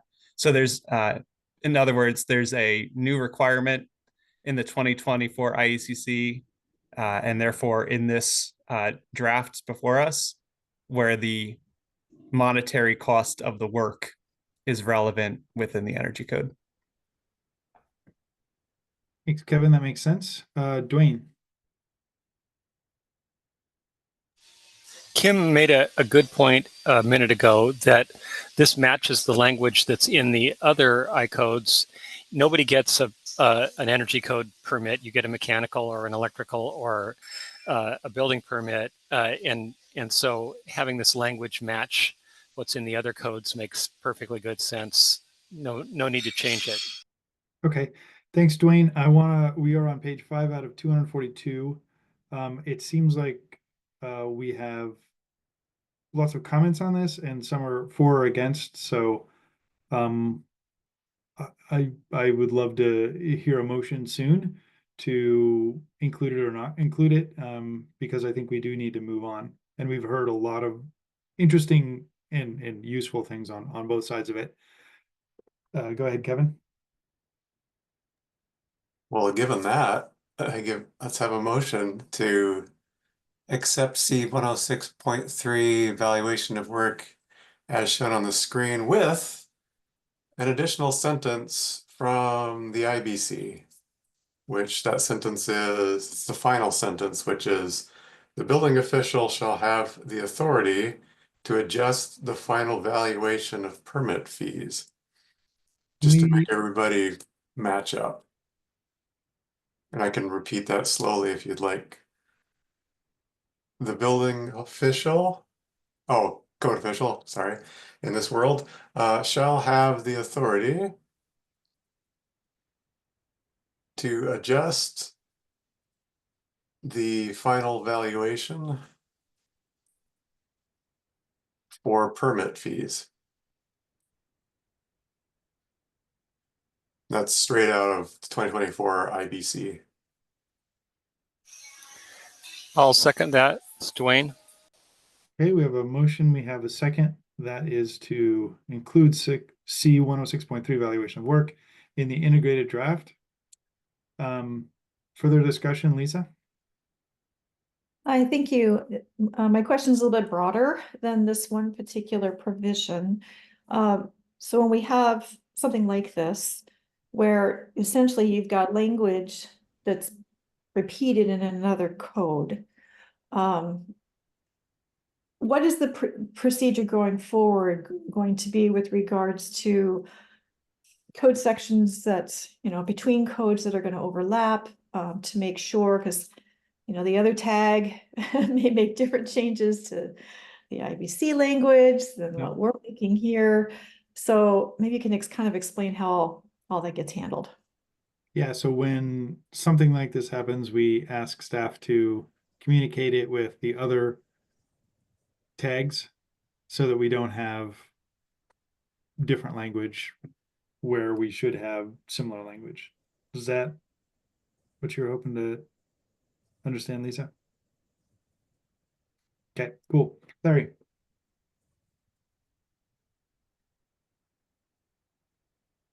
Larry, do you have a comment? Yeah, Kevin, where did you get that information that you just did? It came from the 2024 code, but I thought this red writing was the 24 code. So So what part of the 2024 code? I mean, do we not have that in front of us? I thought that the 2024 code was being inserted into this that we're reviewing right now. And it looks like to me that we're only getting parts of what was intended to be inserted. So does that mean I got to get another 2024 code book and have it alongside so I can see exactly what was in the 2024 code and what Larry. what we're inserting? Larry, in the definitions, there's a new definition for substantial improvement. And then I think he referenced chapter 2, which we haven't gotten to yet. But it's any The changes additional would be in here. sentence comes from the IBC. Yeah. The specific sentence here is from the IBC, but I thought you were talking about, I guess, Larry, maybe I misunderstood your question. I think I can speak to Larry's question. So what we're seeing is from the IECC, the International Energy Efficiency Code. But the sentence I just added, like, as I think Kim noted, is from the International Building Code. So it's a different code that's not this code. Okay. But folks were saying, well, we should have this be consistent across all codes. So I thought, well, let's look at the IBC. That's kind of the master or the overarching code for all these other little codes. Thanks for the clarification. Thank you. Okay. Sorry, I misunderstood your question, Larry.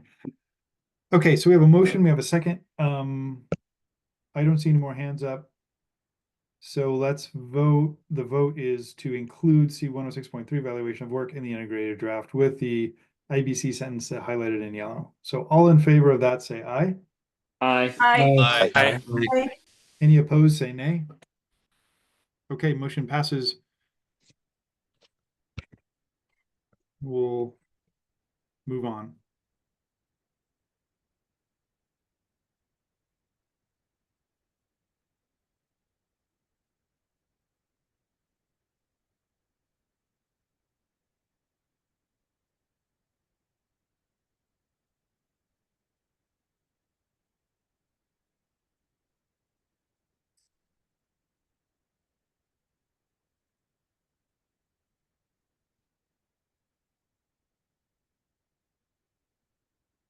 Kim.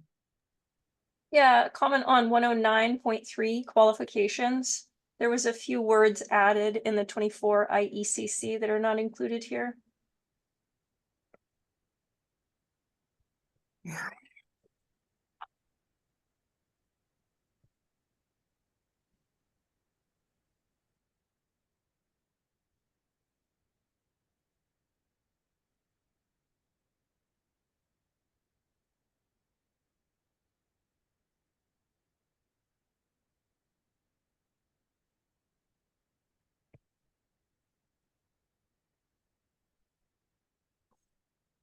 So on matters pertaining to the provisions of this code, is that what you're Yes. thinking, Where Kim?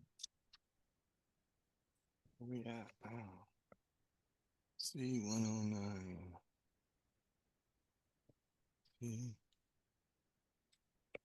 Still here.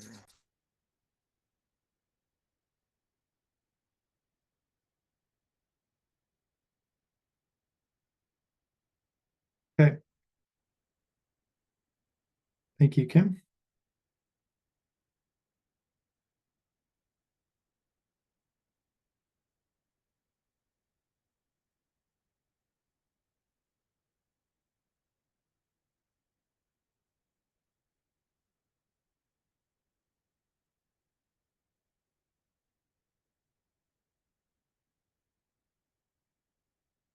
Greg. So I guess we're not, it's approved source. I raised my hand right before we passed. So we're not quite at approved source. Okay, well, I don't see any other hands up, so let's just keep scrolling, and when we get there, just raise your voice. We're there. So proof source.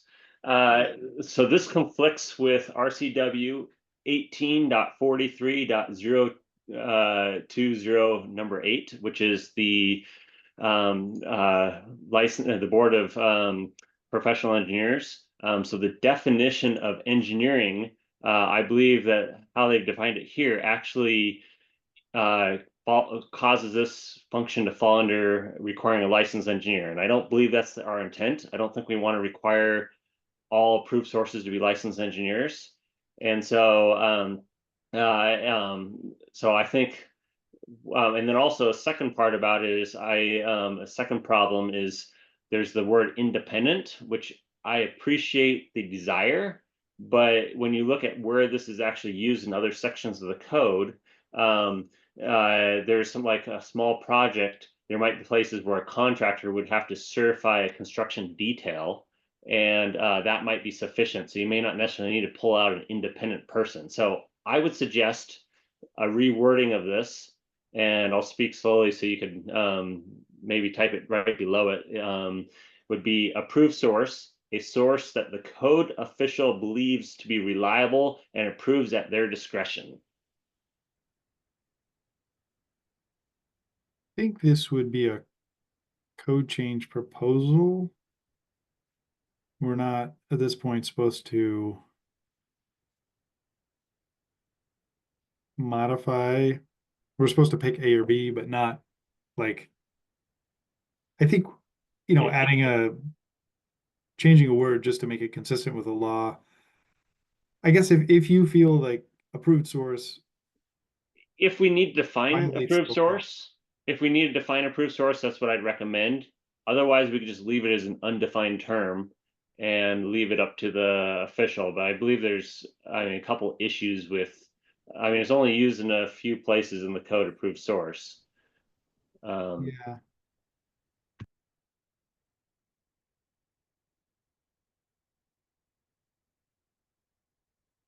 Yeah, it's used 4 times. I guess I just don't want to step outside of the lane we're supposed to be in right now. Dwayne. Yeah, I'd like this to be a code change proposal because this needs some more thought. And I, you know, it's just hard to come up with a brand new idea on the fly like this and deal with it. Thanks, Dwayne. Kevin. I guess I'm not sure how to make a motion here. Motion to leave it alone? Yeah, I think a motion could be made to leave it alone, or we could just leave it alone and with the permission to flag it for a code change Yeah. proposal. Or just to not modify. Oh, okay. Yeah, a motion to not modify could be a valid motion. So moved. Okay, we have a motion on the table to not modify it to. Second from Dwayne. Okay, we have a motion, we have a second. Do you want to speak in favor of your motion, Kevin? Yeah, I agree. This needs more thought, and I respect what Greg is saying. It needs to be massaged into code language, I think, and that I think we have time. Don't have time for that right now. So code change proposal seems appropriate. Thanks, Kevin. Larry. So are we striking this whole thing? And here's the reason why. As a general contractor in this state, as a mechanical contractor, electrical contractor, and plumbing contractor, for the job that I'm working on, I can design and build it how I am allowed to without an engineer required. Okay. I mean, on the structural part, yeah. But I mean, for the energy code and all that, the state does allow me to work on my own projects to design and build them. And I'm thinking that this might call into question some of that. And I wouldn't want that. I mean, we do a lot of design build here in my company, and I don't want to have to go grab an engineer for him to do something like that. So that's where I'm at. I'm not sure what an independent person is, or because one person said it's an engineer. Well, I'm not a total 100% engineer here. Okay. Thanks. Thanks, Larry. And just to be clear, there's 4 places that the word defined term approved source appears in the rest of the code. One is under the thermal bridge, the psi and chi factors. There it appears under lighting for wattage. It appears under an exception for C402.1, where C402.1 cannot be met. Construction documents that include a report by a registered design professional or an approved source documenting details of limiting conditions affecting compliance with the installation requirements. And so those are the places where it occurs in the code, just to be clear. Greg. So I was just going to suggest, I mean, we all agree that probably needs some more massaging the thought. What about a alternative thought of just saying we don't accept this portion of the IEC until and make it as a code change proposal in order to add in the language, because I see this language as being problematic, especially if you dig deeper into the sections Chell read, and then so that would be a suggestion. Okay, and that would be a no vote on the motion that's on the table, and then a further motion to strike this from the integrated draft. Dwayne. Since the term is used in 4 places, it needs a definition, so we can't just strike this without considering all the other locations in the code. Thanks, Dwayne. Lisa. Yeah, no, sorry, I guess my procedural questions is my task today. So with regards to something like this, where the tag thinks that, okay, this language is problematic, needs some work, today's not the day to do it. But if we leave it as, well, needs a code change proposal, well then that means somebody in the public is gonna have to submit a code change proposal. Is there a procedure where the tag can kind of keep a list of these kinds of things? And no, I'll just ask a question. Yeah. If we approve the motion and include this approved source definition, is there anybody who wants to submit a code change proposal to modify it?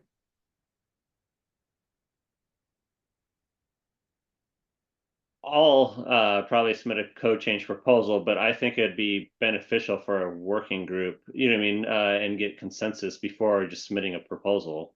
No. Okay, well, Greg, you are free to email people, and I guess, does anybody want to join Greg on a working group to, unofficial, of course, working group to come up with a code change proposal to modify approved source? Just shout out your name. Yeah, Larry Andrews. I'd work with Greg. Poppy Storm. Greg, are you writing these names down? I am. It'd be helpful also if Krista didn't mind taking notes too, so I don't miss someone. I'm on it. Great. Thank you. Okay. We have a motion on the table. Further discussion, Kevin? Yeah, I forgot to speak in favor of my motion, I think. The reason I want to keep this is not just to massage the language as necessary, but also because it's referenced in other places. If we strike it, then we lose those locations. I think it would only be appropriate to strike the definition and then its uses elsewhere, and I'd be concerned that that will be lost and that would be difficult to come back with. So thank you. No, thanks, Kevin. Oh, also, I need to leave for an appointment for an hour, but Ian is my alternate and is present, so. Okay, thanks, Kevin. All right, the motion is to keep approved source as is. All in favor, say aye. Aye. Aye. Aye. Aye. Aye. Aye. Any opposed, say nay. I'll abstain. Okay. Who Motion was the passes. abstainer? Greg Johnson. Thank you. Yep. Thank you, Greg, for agreeing to work on a code change proposal. I fully empathize or sympathize with if it's not compliant with all the laws. We need to change it. Okay, motion passes. We're going to take a 10-minute break right now. We'll take another break at noon for lunch, but we've been in here for 2 hours now, so taking a 10-minute break. So we'll be back at 11:05.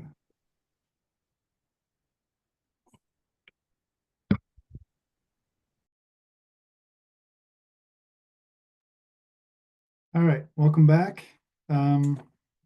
We will continue going through the integrated draft. Larry, go ahead. I got a question about air leakage. Then we didn't talk about that, and I agree with everything it says there about air leakage, but I think we should also have air leakage through the ductwork, and that's considered air leakage. Okay, I mean, we test the ducts, and I don't see a definition in here for duct leakage, and so I mean, when we're out there testing our ducts, it's called air leakage. How much air are we leaking through this duct? Are we meeting these specifications? And I think we should add some wording in there that it can also be leakage of ductwork.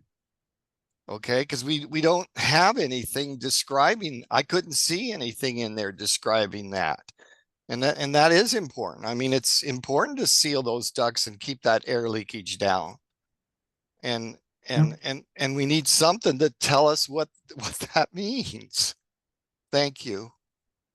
Yeah, so it looks like air leakage is used in the code primarily with regards to whole building testing, and duct leakage is defined as SMACNA's duct leakage test manual, but not defined, but it's the leak testing includes that. We can't just create a new definition right now. No, but can't we add to that air leakage that it could also be leakage through ducts, air through ducts? Could we not add that little bit of wording so people understand what we're talking about, you know, through the seams and the ductwork? Yeah, I think the way that air leakage is used in the code currently refers to whole building air leakage, or the air leakage whole building testing, or unit testing in dwelling units, and not the duct testing in this. So the defined term, I think, refers to that and not the duct leakage testing. So in our standards that we have to meet, it doesn't talk about air leakage in those standards? How much air leakage that's allowed? Or is it described as duct leakage? I thought it was described as air leakage. So the blower door tests that are required are referred to it as air leakage, as the kind of the thing you're testing for. Right. In other sections, there's C503.3.3 duct testing, and there's other sections that refer to the SMACNA HVAC air duct leakage test manual. But that's a different test than the test done for whole building air leakage. But that's part of the energy code, right? It is the energy code. Yep. But the defined term air leakage, just the defined term refers to the building scale air leakage and not the duct scale air leakage, at least as far as I can get out of the code. I mean, you scanned it with your computer and that's what you've come up with then? Yeah, I'm just searching it. Okay. Do you see where I'm coming from though? I mean, yeah, certainly air leaks out of ducts, and we need to tighten those things up. Tighten them up. Yeah. Greg. I had the same thought as you, Chell, but then in a quick search, I'm seeing 403.7, which is ventilation exhaust systems. They're using it in reference to the dampers. So Larry might have a point that there might be an issue. 403.7, I'm gonna in there. 403.7, 0.8, 0.3, the damper leakage ratings, and they give the leakage through the dampers. And that's, if you roll up to the section, it's in the duct section.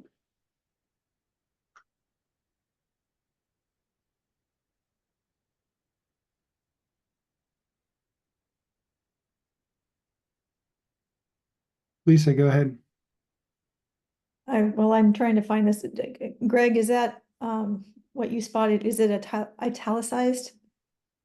It is not italicized. Verify the air leakage rating when installed with the exhaust system, exhaust capacity exceeding. Yeah. Air leakage rate not greater than 20 CFM per square foot. Yeah, I think and I think Dwayne Johnlin brought this up earlier, that all these definitions, they all are in theory, where the definitions applies, those words are italicized in the language. And, there's lots of other circumstances where, we have different words in the code, but if they're not italicized, that they're not linked to a definition. And Shell, you can correct me if I'm wrong about this. And so, to Larry's point, I mean, agree, a definition about duct air leakage would be very beneficial, but that would not link to this one, because this is a very specific defined term for those locations where air leakage is italicized, and a great code change proposal would be another definition specific to duct leakage.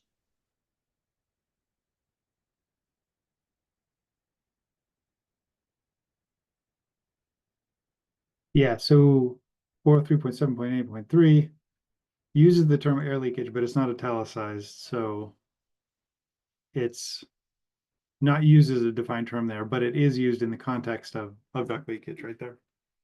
Nathan. It doesn't seem terribly consistent where air leakage is italicized right now when you look at all the instances, and you reading through them, it seems like more of those should be italicized because they seem to refer to, anyway, maybe that's a working group task, is to decide if the italicized terms are used properly. Yeah, if somebody wants to work on a proposal to change the air leakage or add another definition for duct leakage or something like that, they are more than welcome to. Larry? So is there a part in the code that says for the definition to be applied that the word has to be italicized? Is there a portion in the code that says that? I've never noticed that before, to be honest with you. Yeah, there's a page in the very beginning that shows what the various markings in the code mean. I think it's there. What page is that, Dwayne? Do you have that, Krista?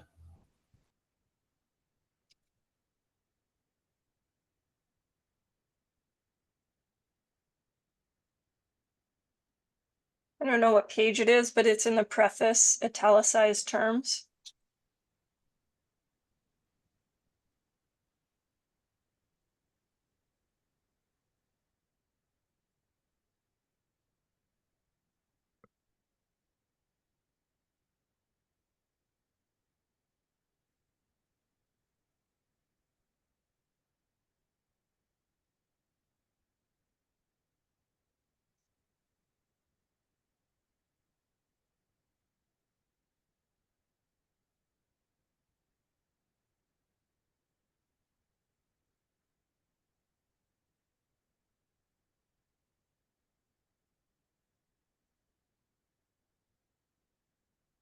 So it looks like it's both ways. They've tried to done it, but they might not have completely done it. Okay.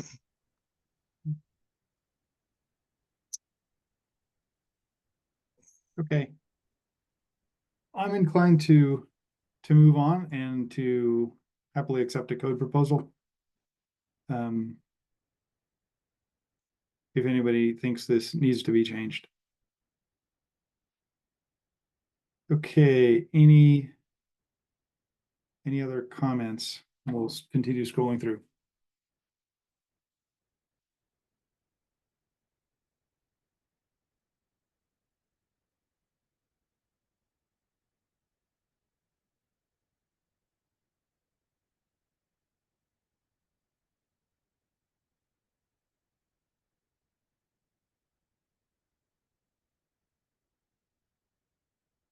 Nathan.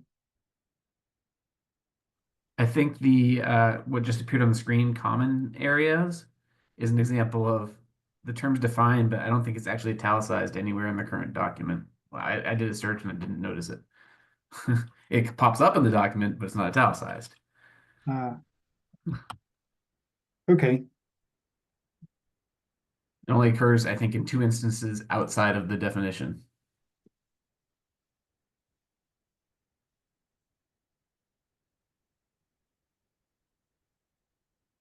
Like it's in C4 3.1.1. Is it a minor editorial thing to just italicize those 2 instances, or do we have to decide if it was meant to be applied there? I think both of those would probably are intended to refer back to this. Mm-hmm. And it would probably be a clearer code to include those as italicized in this. I think I might have just missed it when I was going through. Okay. All right, well, when we get there, we can italicize it, or I guess we could do a search right now and italicize it, but that's a good catch.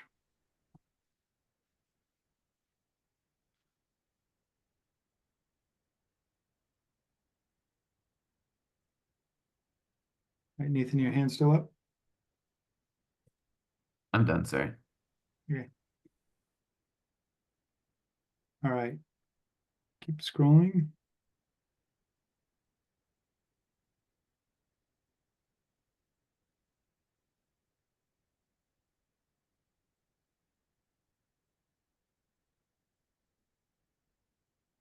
Greg. I would suggest we strike temperature and optical or infrared, and that's very limiting. I mean, those might be the technologies currently in use, but what if another manufacturer were to create something using ultrasound or something, you know what I mean? And so I don't know if it's our place to limit, the technology manufacturers use. So you would want to go back to the existing language? Pretty much, I mean, we could keep the where required makes sense, but yeah, the original language minus.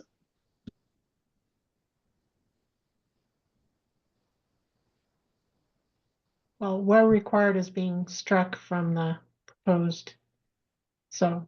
Yeah, that doesn't matter either way, the where required. It's just, I would keep it and not limit it to temperature and optical or infrared, because there's other technologies that may exist in the future using other. Yep, that makes sense. Is there anybody who thinks that's not a good idea? Yeah, to the extent that we can just leave stuff, we're complying with IECC language, and it's not affecting things materially. Wouldn't the principle be generally that we leave it alone, and if other technologies arise in the future, then we can adapt this to it?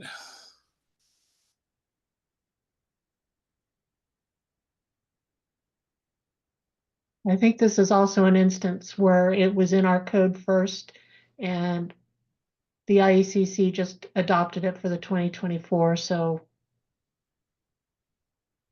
we're just trying to make the language consistent.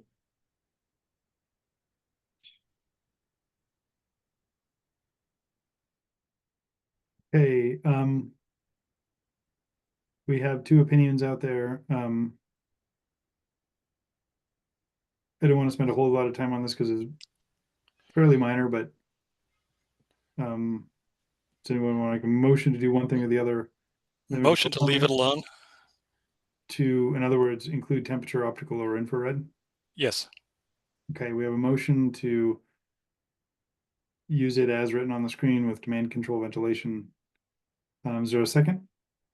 Second. We have a motion and a second. Is there further discussion on this item? Okay, all in favor of the motion, which is to leave it as we see on the screen with temperature, optical, or infrared defined, or I mean, included in this, all in favor of that, say aye. Aye. Aye. Aye. Aye. Any opposed, say nay. I'll abstain, Greg. Okay, motion passes, so we'll leave it as written on the screen.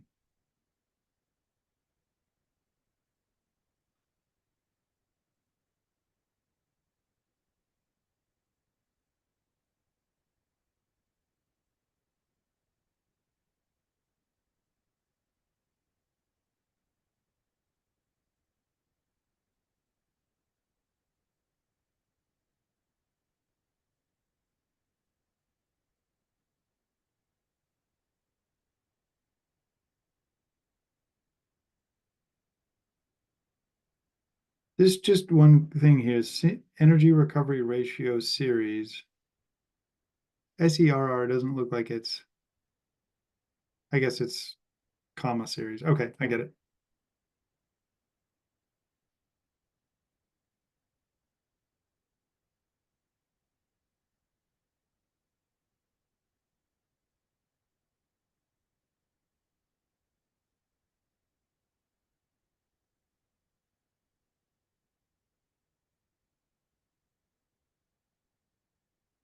Dwayne, you had a thought on Sorry, striking. I didn't raise my hand quick enough. Can we go back real quickly to energy use intensity? I think it's a little weird here that's defined differently than I think how most of us calculate EUI, which is gross conditioned floor area of the building. So I haven't tracked through where this is used, and why it would include all floor area and not conditioned floor area. But it's a bit contrary to the common industry definition. So building is a defined term, and you're saying that the defined term building is not specific to conditioned area? That's a good point. I didn't check that. I'm scrolling back real quick. Building does not seem to reference only the conditioned area. Okay.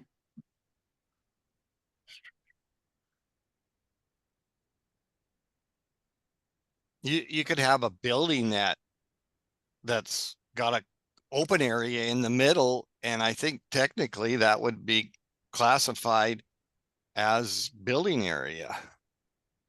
Right. Could, or yeah. Unconditioned parking garages. Right. So I think that should be conditioned space. Yeah, I tend to agree with that. And otherwise it's not going to be valid. The number's not going to be very valid. Yeah, there's so many ways to calculate area. As an architect, we do 8 ways to calculate area sometimes on a building. You know, the contractor does it in one way. We do another area for fire area. We do another one for BOMA, for all sorts of things. So I think we need to be thoughtful about how we do this. Ideally, it would also align with the clean buildings law, or other laws that use EUI in them. Nathan, do you have further thoughts? Well, the only thing I see is that I search where is it actually referenced. It only comes up in chapter 5. So existing buildings, not that that really matters. So to me, it still feels like it would make more sense to be consistent with the common definition. So I motion to add the word conditioned before gross, or no, after gross, yeah. Second. We have a motion, we have a second. Nathan, do you want to speak to your motion? Yeah, just because it's a very common term that we use in the energy world, I think it makes sense to be consistent with how it's defined. Clean building standard, for example, Seattle uses it, or it used it in the total performance path definition. So it's a well-known term that we should use consistently. Yeah, I agree. Okay, Irina.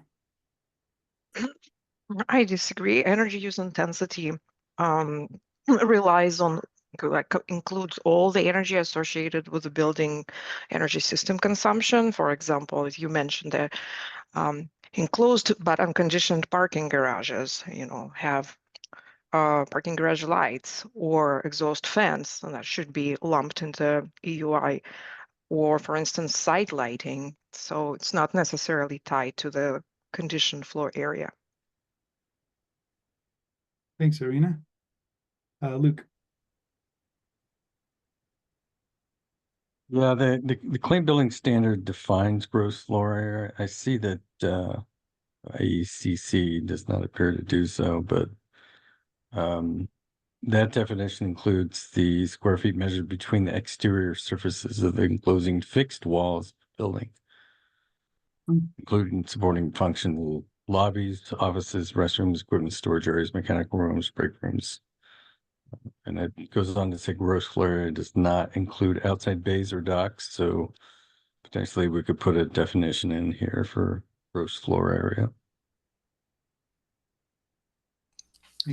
I want to withdraw my second there and say that this is something that sounds like it just needs to be a code change proposal with further consideration of all these issues. Because Irene is right that a parking garage is unconditioned but has an EUI.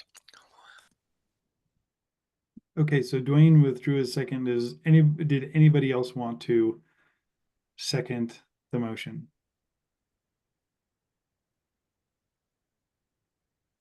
Okay, motion Just add one clarification comment, which is that the energy use of unconditioned areas does get included in the EUI because this definition says the total amount of energy consumed by a building, and the building wasn't limited only to conditioned area. So we're capturing all the energy use of the building.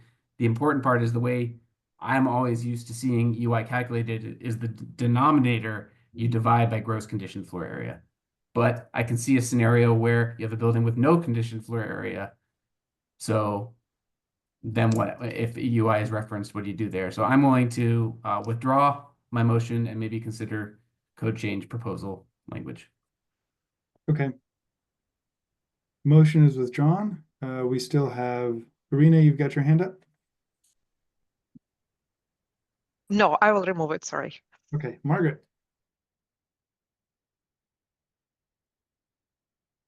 Margaret, I don't hear you. Sorry.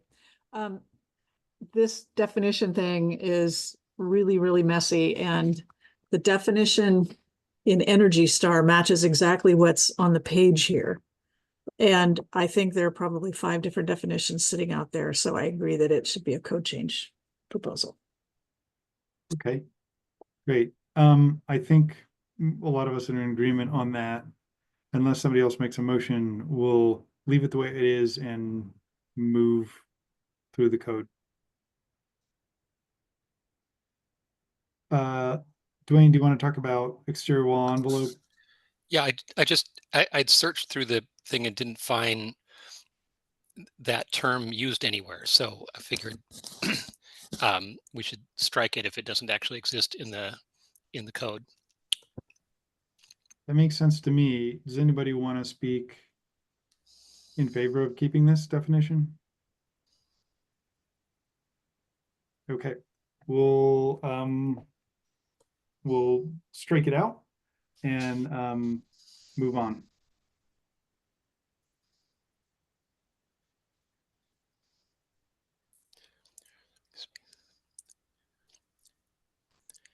And there is kind of a silence is general consent here, where if nobody speaks about something, we're going to generally accept the strikeouts and changes here. And then at the end, we'll do a motion to do the whole thing that includes all the strikeouts. Note that on that fan system, I didn't suggest any other language, but just need to point out that that sentence doesn't make any kind of sense. Some one of us will have to fix it going forward.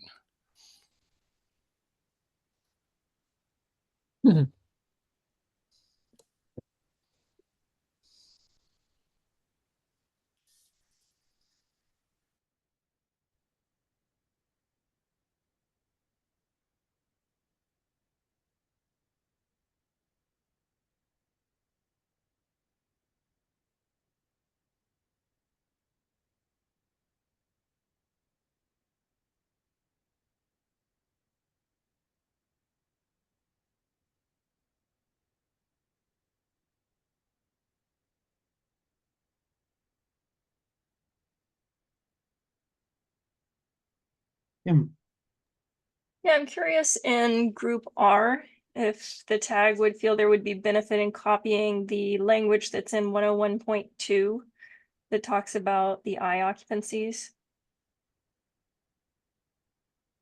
So can you point specifically where you were thinking it would go? So just adding a number 4, and including the language from 101.2.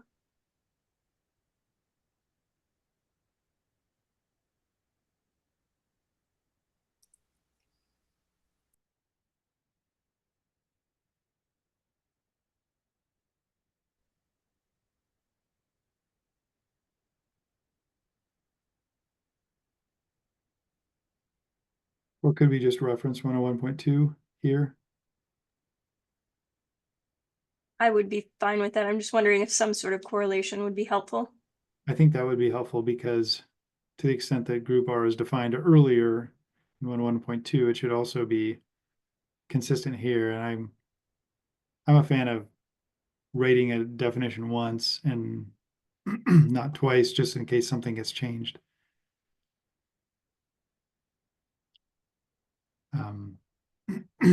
Then I guess we'd have a, okay, so it could be 4 as written now, or it could just reference 101.2. Yeah, I don't know that I have a preference. I think you have a valid point not to write it twice in case we change the definition somewhere down the line. Yeah, so if 4 said something like group R also includes occupancies per 101.2 or I occupancies per 101.2 or some certain I occupancies per 101.2.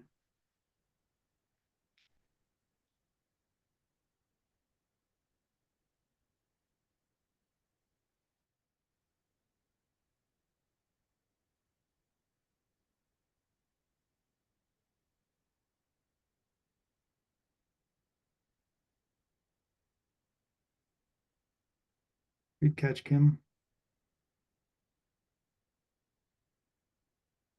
All right, that's good for consistency. Lisa. Sorry, I had to find the mute button. I don't know if this is a good time to bring up this question, but I actually just stumbled on something that was, I'm sorry, I asked a code change or a energy code question. So we have this definition here for group R that's being edited. There's also a definition for residential, and that change was made under the 2021 code. And I'm not sure if they're overlapping or different or conflict. So I don't know if that's something that should be worked on. So there's that. And Are you then looking in the definitions for under R as so residential is defined separately than group R? yes, so there's a group R definition and then there's a residential definition, and there are clear overlaps between those two definitions where it could be problematic, and recall that residential, that definition was changed under the 2021 code to include this dwelling units, accessed from interior corridor versus exterior. So I think there's some conflicts perhaps between those two definitions right now that is not noted here. And then another thing that it was brought to my attention literally just a couple minutes ago was on, I think it's something that's been missed here, and I don't know if we want to go back to it, but section C102.1.1 in the integrated draft. Hey, is Lisa, how about we talk about the first issue you brought up, and then we'll talk about the second issue that you're about Got to. it. Yep, fair enough.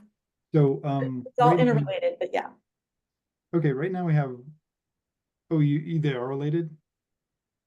Yeah, my other comment is related, but we can wait on that and look at this one first. But what I was going to say is C102.1.1 that is currently in the code now, that was not in the 2021 code. It was actually either omitted or removed. I'm not sure if it was intentionally removed in the 2021 code. So right now, this section is not being highlighted as being added back in. So it's not on our radar. This sounds like a working group issue that's beyond what we can do like in this integrated draft process. Fair. That would be fair. It's just it would, as a quick check, we could look at the WAC and you can see that this section does not exist in the WAC right now. But it's not being highlighted as new language. I mean, I don't know if that's something the tag should take on or not. Well, certainly when we put this out for the code proposals, if it's not in the 2021 Washington State Energy Code, and it is in this, it should be underlined. It should be underlined at least, so that people It know was it's probably still in the insert pages, for lack of a better term, and I missed taking it out when I copied it over. So it probably should not be included. Isn't it in the 2021 code? It's just in a different new number.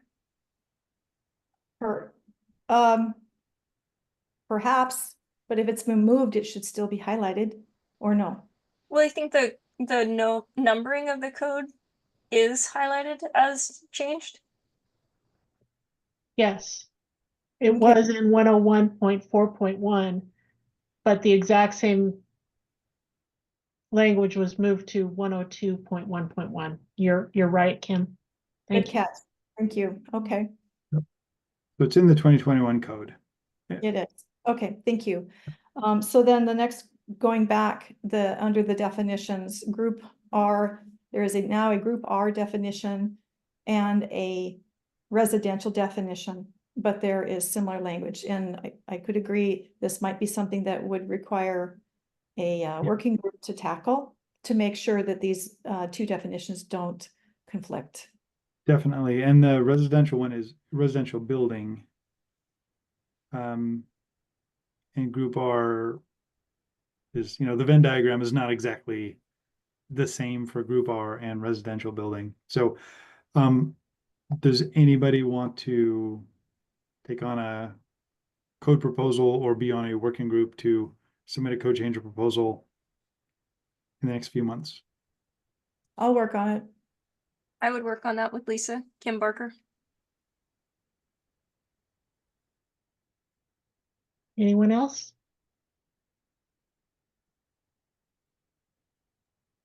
Copy Storm.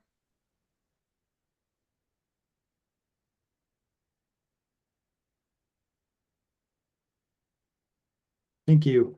Thanks, the three of you. And then just to make it abundantly clear, residential building is also defined in the Washington State Residential Energy Code.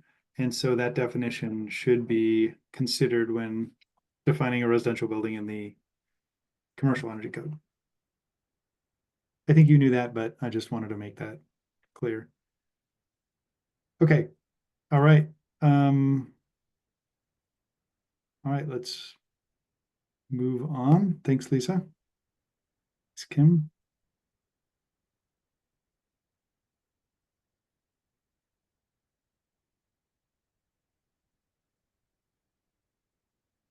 Larry, I've got a question. Is the heated water circulation system, are we talking about a domestic hot water system? Or are we talking about a hydronic system here?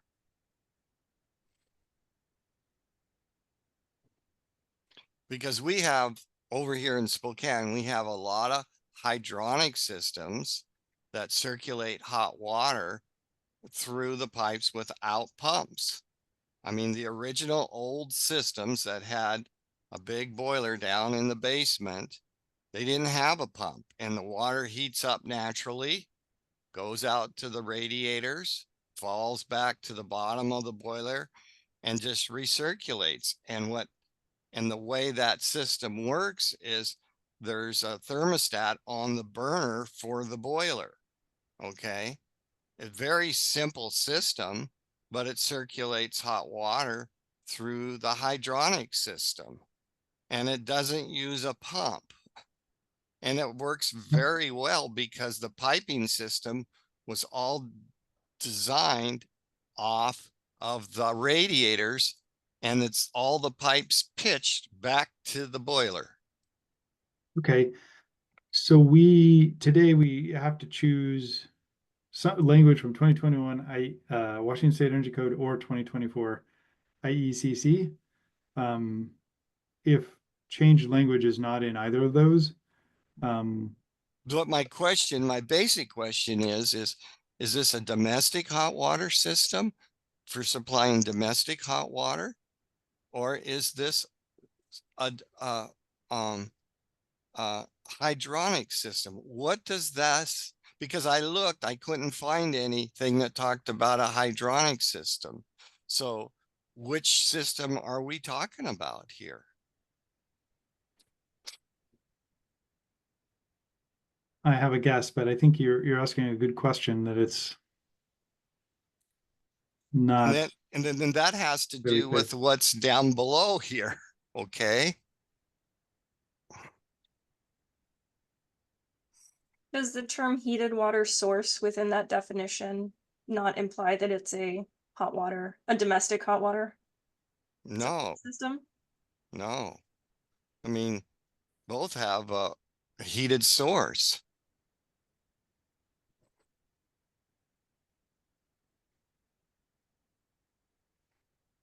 Well, Greg, go ahead. A search of it I only see it showing up in one spot in the code, and it's C403 space heating. So So I think the definition is wrong, because to me the definition should be, does the water circulate within the piping system? It could have a pump and it might not have a pump. Okay. And I mean, that makes sense. They are there. Okay. And the old timers that designed all this system, they did some really good calculations to come up with what they did, because they don't use any energy to circulate their hot water. Okay. So you want to, maybe I make a code change proposal here or something, huh? Yeah, that sounds good. And I think it would just be a couple words. Yeah. Allow the systems or include the systems you're talking about. Because when I seen that, because they're talking about a domestic with the red lettering there is talking about a domestic hot water instantaneous heater, I believe. And so then I question whether it should even be there. Okay. Yeah. Does anybody want to join Larry in figuring out what a better definition would be? Just shout out your name. First off, before we do a definition, where I see it being used, I mean, I see the word high capacity being used in only one location. It doesn't even use the word high capacity gas fired. So I don't think that definition is even used anywhere in the code, because what I found was high capacity space heating gas boiler system. So, and they already have a different definition. So if it's not used in the code, maybe we just eliminate the definition. That would be my suggestion, but I think we still need to tweak with a code proposal our definition of heat water circulating system. Okay. And I think we should have one for a definition for hydronic systems and one for potable systems. Okay, so what you're suggesting is that we strike the high capacity gas fired water heater definition? Right. Okay. And then submit a code change proposal for some other things. Right. Definition. Okay, does anybody want to speak in favor of keeping the high capacity gas fired water heater definition? Okay, dies a quick death. Okay, let's keep moving. Kim. Yeah, in the 21 Washington State Code, we define humidistat, and then the 24 IECC, they're defining humidistatic controls. I would say that we don't need both, and we could let humidistat go.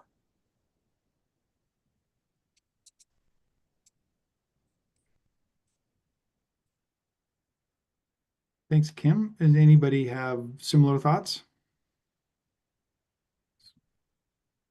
I'm just a simple architect, and this is a bit beyond me. Anybody for or against striking humidistat?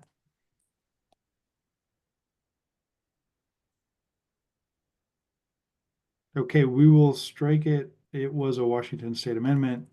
Sounds like IECC has figured out something better and defined it and probably referred to it in their code, in the code. So Larry, you have your hand up, and Kim, you have your hand Oh, up. excuse me. I need to get it down. Sorry. No worries. All right. Okay, so we'll keep going.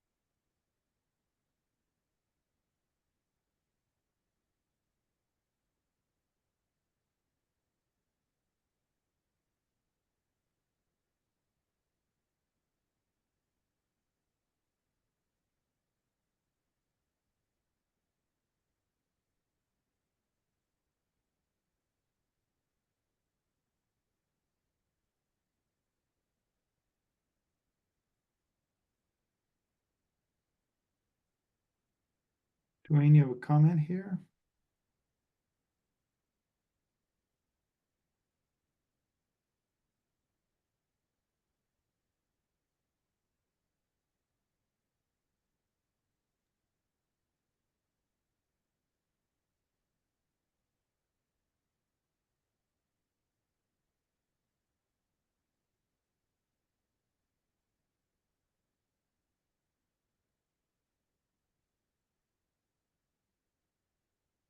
Dwayne, did you have a comment here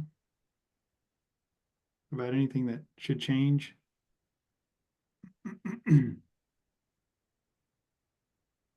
Sounds like a code proposal would probably be a thing to do.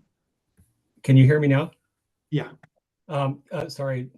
This is referring to PEI in some formula, but not saying where. This is missing a reference to what standard it's referring to.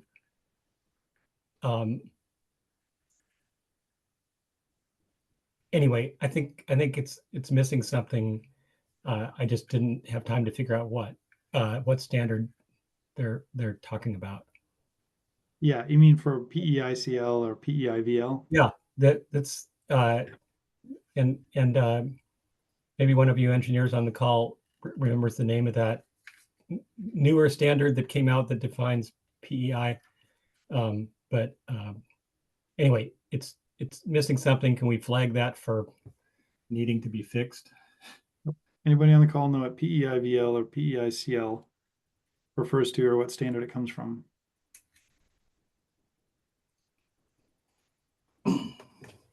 Well, we stumped the group. Okay. That's pretty amazing that we were able to stump this amazing group of people. Okay, we will move on and maybe have a code proposal to reference something.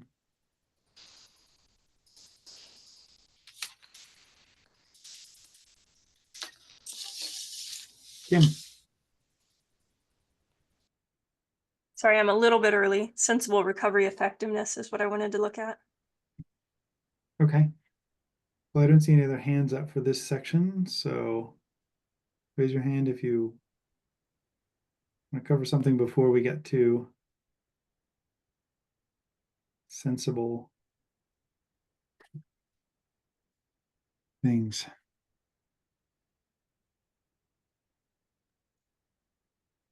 So in this one, the 24 IECC added a definition for sensible energy recovery ratio. It looks very similar to the state sensible recovery effectiveness definition. And I'm curious if we should take the IECC language.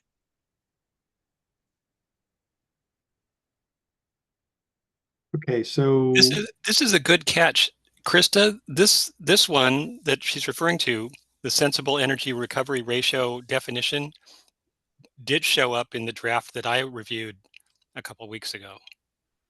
yeah. Yep.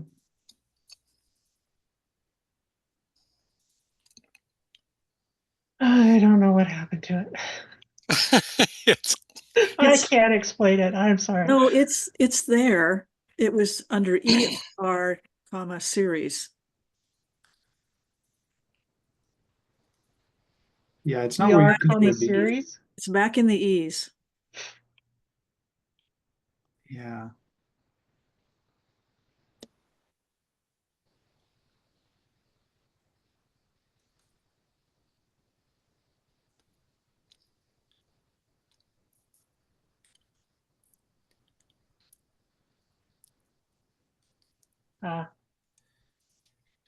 I think they are slightly different definitions, actually.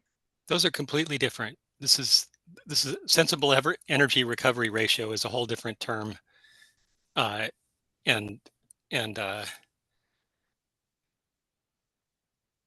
Anyway, too complex to deal with on this call, I think. Larry. I got something prior to this, roof replacements. I think you don't have to tear the whole roof off to replace your roof. Sometimes they only take a layer or two. And what this says is in here, an alteration that includes the removal of all existing layers of roof assembly material down to the roof deck and the installation of replacement materials with existing roof deck. But many times they don't remove all the roof and it's a roof replacement. So I think it can be removal of all, but I don't think it has to be. I mean, how many layers, Dwayne, do you allow to have on a roof when you go to replace it? What is it? Well, remember that there's different definitions for roof recover, which is that you're putting a new layer of roofing over an existing layer, as well as roof repair. So roof replacement really it has more stringent code requirements, and it's just for those situations where they can't add one more layer and they got to rip all that stuff off and start over. And at that point, you have to insulate that roof. So that would be a roof recovery then? No, roof recover means just in the way it's used in this code is just put a new layer on top. Right. Okay. Whereas so it's pretty well baked into the I gotcha. C402 section. Okay. They're defining the both ways to do it. Okay. Yep, there's three definitions, 3 ways to do it. Mm-hmm. Recover, repair, and replacement.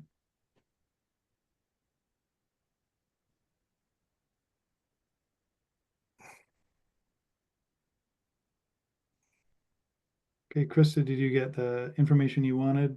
Well, I moved the sensible energy recovery ratio back into the code, and I don't know if you want to consider striking.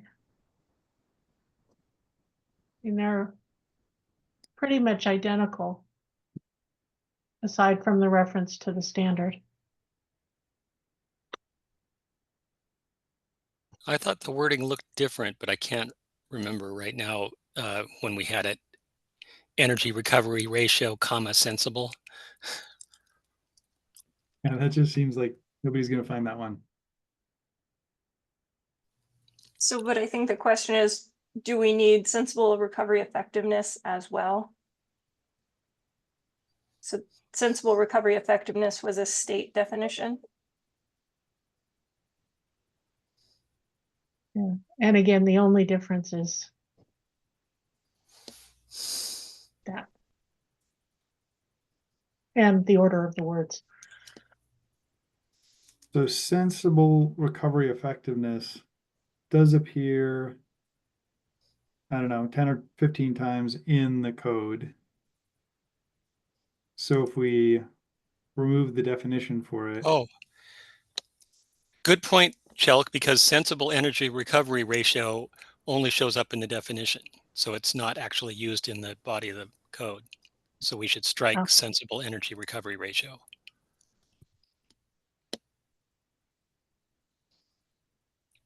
Yep. Okay. Okay. So we don't need it. Okay. That seems reasonable.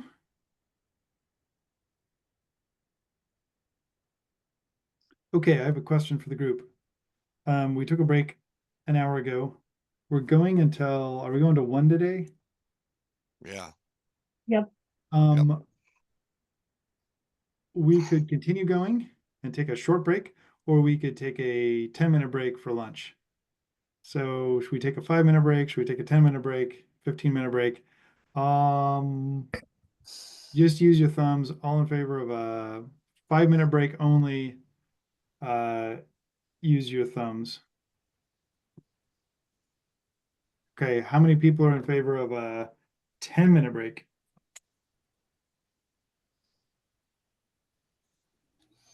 Okay, how many people want a 15-minute break? Okay, I'm seeing 15, seeing more for 15.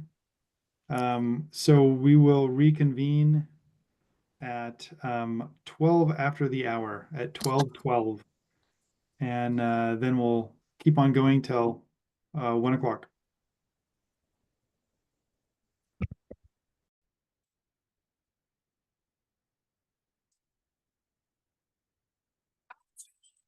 All right, welcome back from the lunch break. We're going to continue reviewing the integrated draft.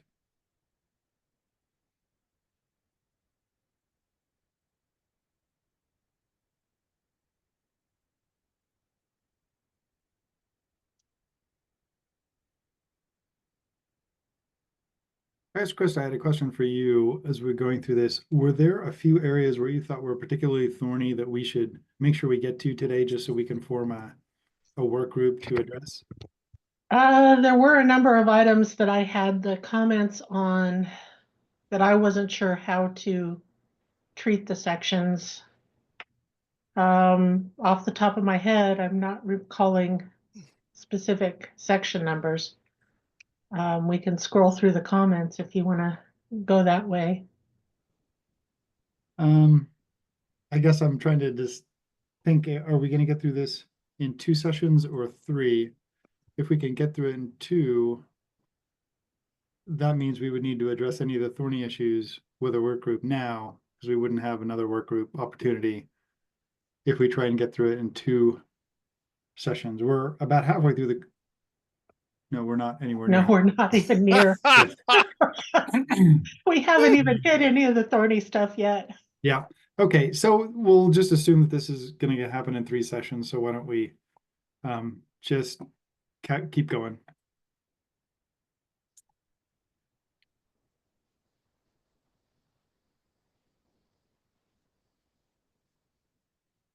Kevin. Yeah, I just wanted to let you know that I'm back. Okay, welcome back.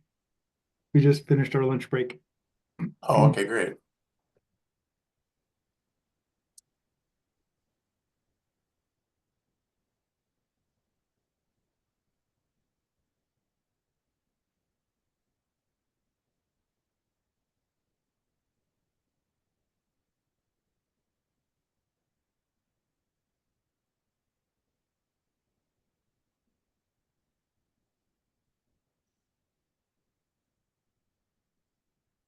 Right there, I just checked. I only see west oriented in the definition. I don't see it anywhere else in the code.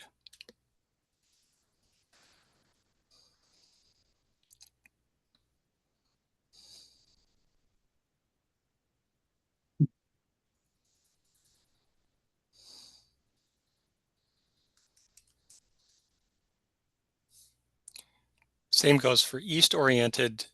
It's in the definition, but doesn't show up anywhere else. I think it's just in the windows when it's northwest, east versus south. Yeah, it looks Well- like it's in 402.3, but it's referred to in climate zone 0.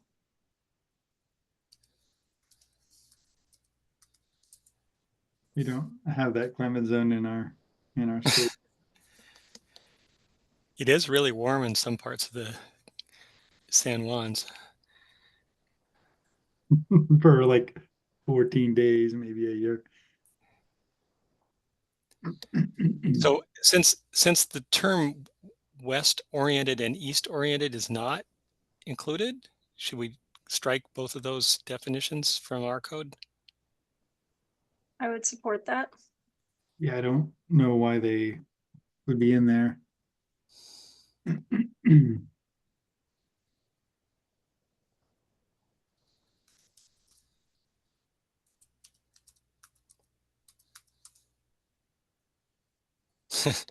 And I guess same with south and north. Yeah.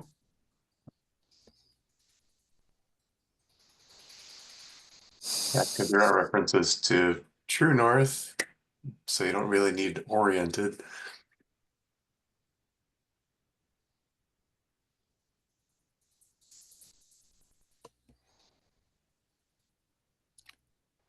Some of these I think are just errors that rattled on through straight from the IECC where they didn't catch up with themselves. So, I mean, these things are, yeah, defined in the daylighting, or they're referenced in the daylighting section. With exactly that phrase, south No, oriented? they're not used as defined terms. They're just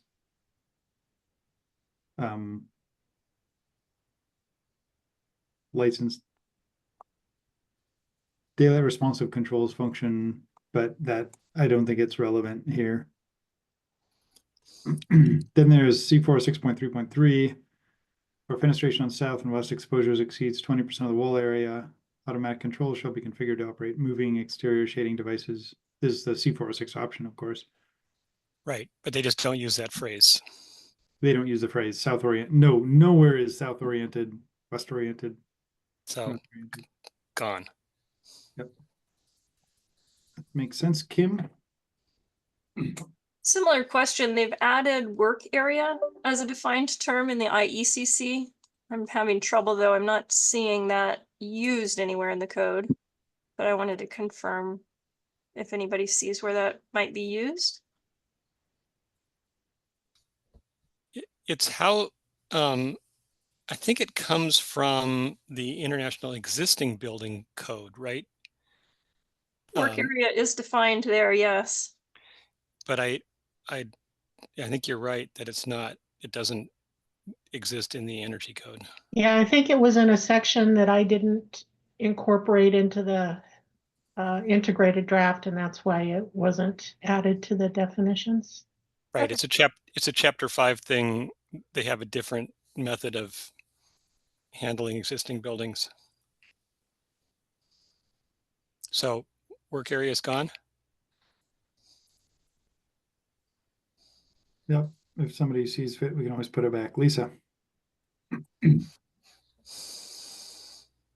Yeah, questions as we're just getting ready to leave the definition section. And I'm observing some other comments that were in the later on in the document. Can the tag make a decision to add a definition? You noted that there isn't a definition for fossil fuel, or is that something where, again, we need to have a working group develop a proposal for? We can only take from what's in the 2021 Washington State Energy Code commercial or the 2024 IECC. Got it. So if it's not in either of those, we can't do much with it today. Got it. Thanks. Kevin. That's my understanding. If it's not defined in the code, then it's what the dictionary says. Is that right? Yeah. Yep. Okay. Keep on going. Chapter 3.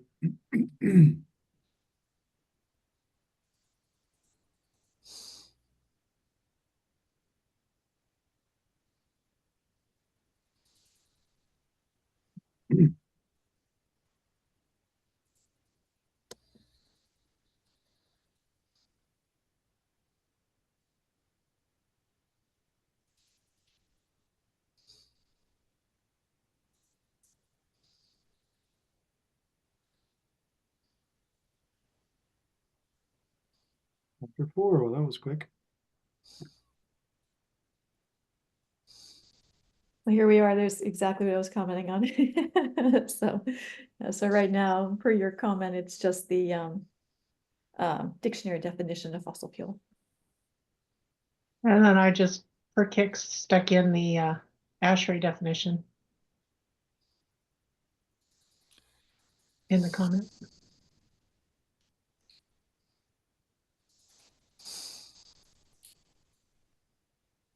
I don't know that it's that. If it's controversial, what is fossil fuel and what's not? Maybe we don't need a definition. Yeah. And certainly not today.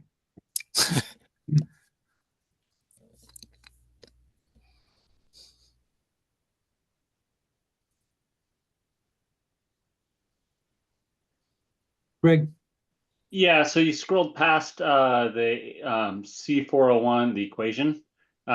So just to highlight, that equation is something that was come up by Washington State specific, so it's not in the IEC. So, but I think there was recognition that it was broken at some of the council meetings and that needed revising. So I guess I was just highlighting that we need to add doing some sort of work group or something to revise that equation.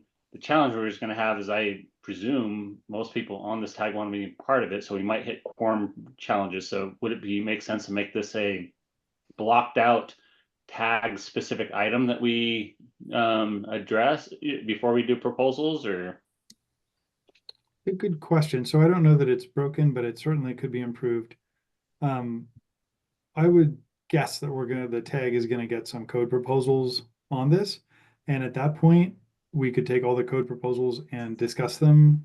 And I'm sure it'll be a long discussion. You're right that we can't get more than half the tag together to discuss this. I would encourage you to meet with anyone but not a quorum of the tag to come up with a code proposal, and I'm guessing other people will have other code proposals as well. I guess my overall thought on this is we're going to get enough code proposals probably that we'll have a robust discussion and can do what we want when we get those code proposals. But certainly Greg or others convene people and work on something. If we want to form a smallish work group today, I think that's fine as well. But like you, I think we'll end up with a lot of people that want to be part of it.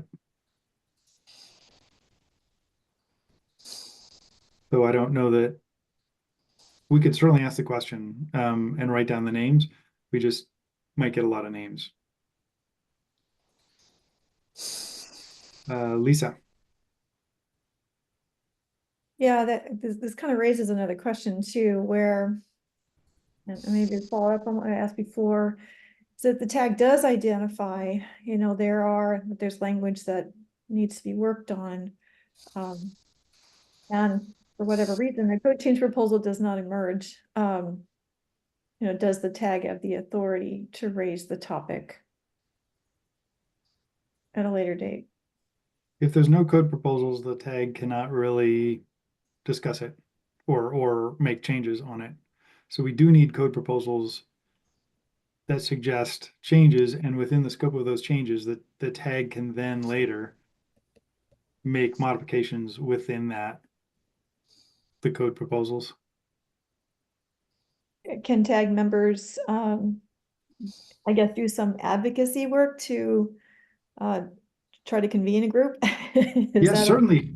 I'm encouraging Greg or you or others to get a group together and talk about this, because it is a complicated and thorny issue, and we need to get code proposals on this, because I think, as Greg alluded to, it could be improved. Maybe I'll ask for that. Does anybody, I'll get to you, Larry, in a second. Does anybody want to join Greg and Lisa in coming up with a code proposal for this section? Just shout out your name, and if we end up with too many people, then we'll have to rethink it. Dwayne? Kevin? Lisa? Larry? And Greg? Ian? Andy Burnham. Brett Conway. Eric Bedell. Are we over half now? Yeah, I think this one's near and dear to us. Wayne. Does Ian's count as quorum as an alternate? Having a primary and alternate does not count towards quorum. Okay, just the primaries. Well, if an alternate, but not the primary, is on there, that counts towards quorum as well. But if the primary and alternate, it wouldn't count as two people towards quorum. Okay.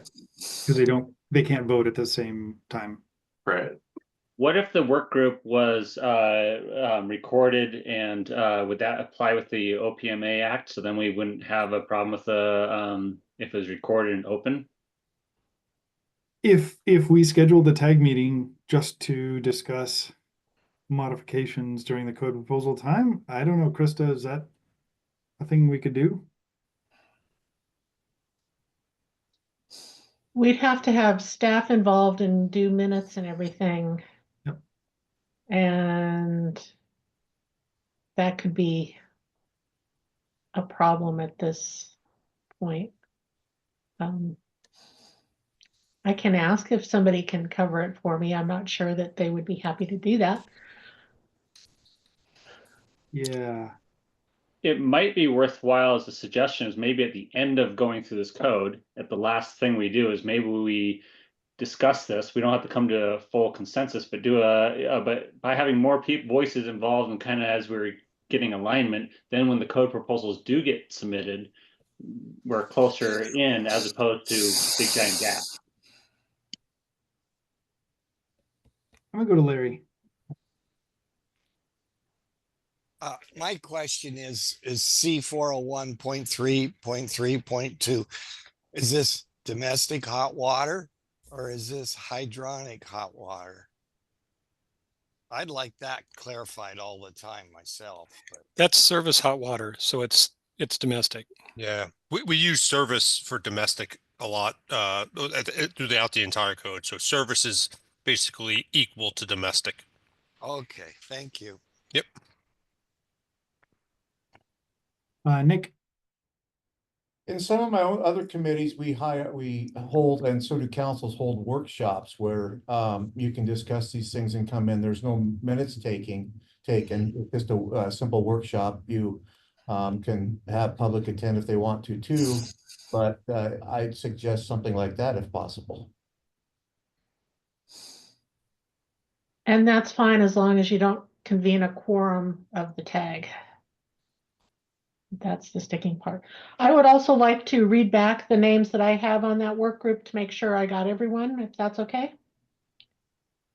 Lisa, Greg, Kevin, Dwayne, Larry, Ian, Andy, Brett, and Eric B. Did I miss anyone? That's 9. Well, 8 if you don't count Ian.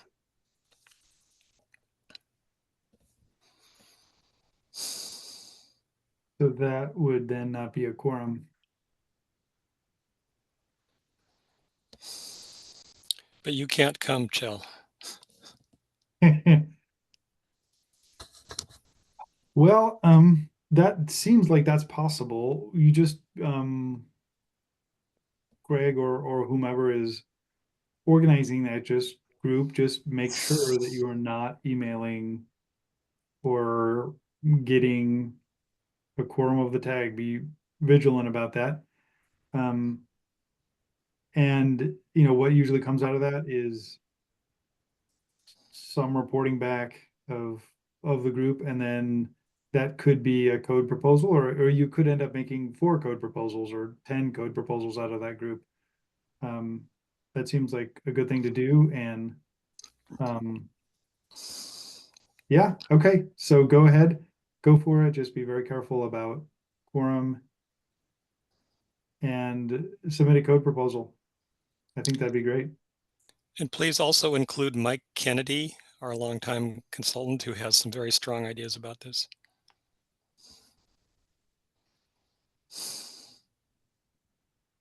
Yep, and I guess to Dwayne's point, people who are not on the tag can also be invited, because they wouldn't try and get a quorum. They wouldn't get a count towards a quorum. Okay, great.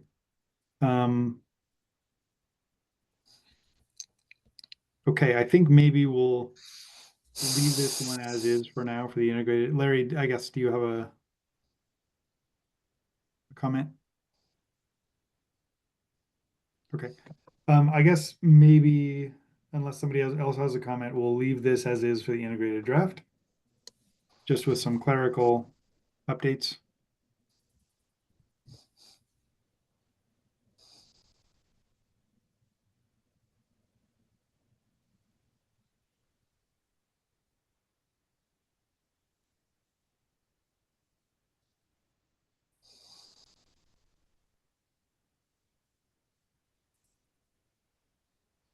Krista, do you want to say a few words about what was updated in C4 2.1?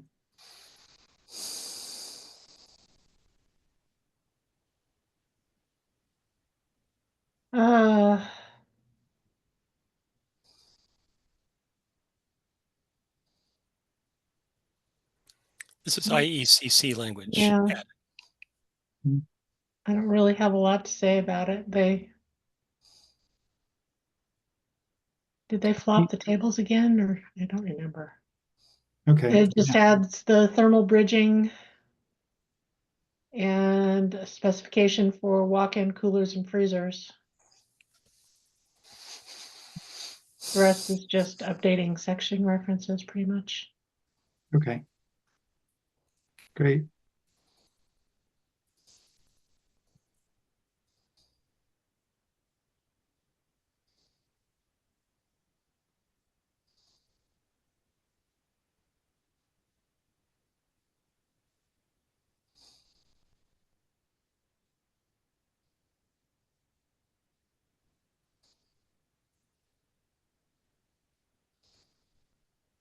And yeah, they did flop the tables again. I think I'm seeing one discrepancy in the table there for slab on grade floors, unheated slabs. It looks like the IECC has become more restrictive.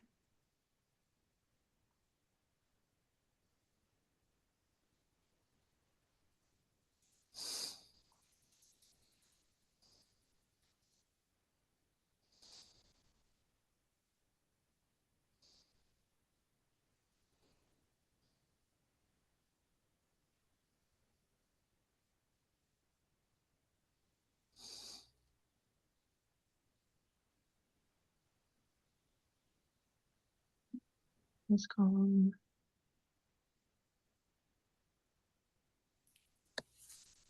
So 0.52, 0.51.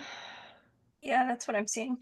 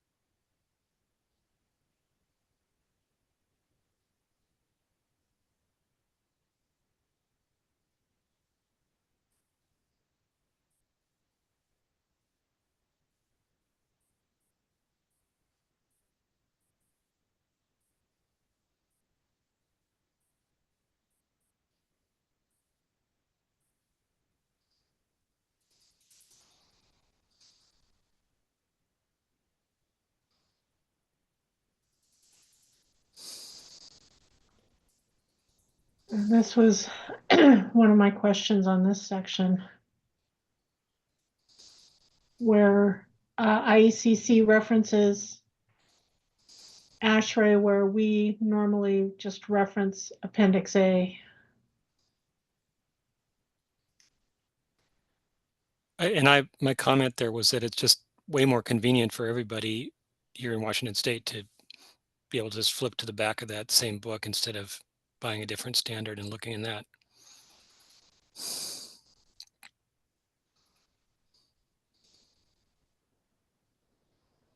Lisa.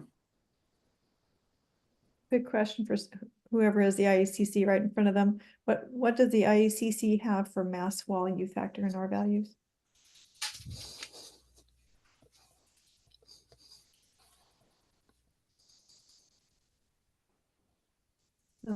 This is the U. I don't know if you can see that. 0.057 and 0.051. No, for mass. Mass walls, mass floors. I was looking at floors, sorry. Mass walls. 0.09, 0.08, and R factor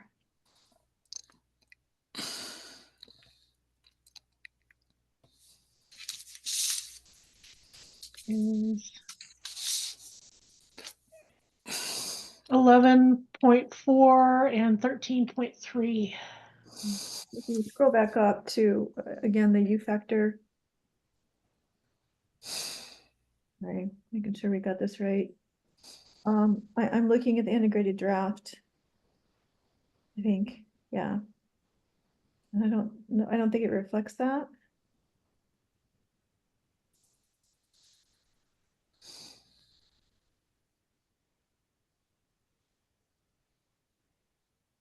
Yeah, not for R value, but for U factor.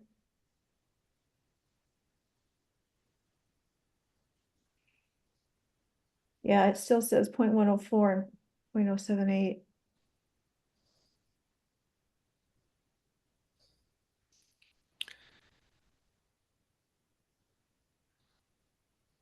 So that looks like it's a staff project to go through all the values in that table.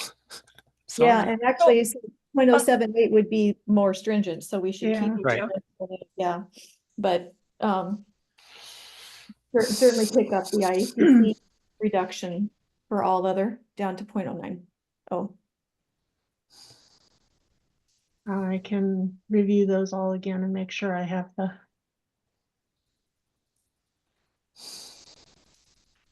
thank you. Yeah, it looks like the R values are different too.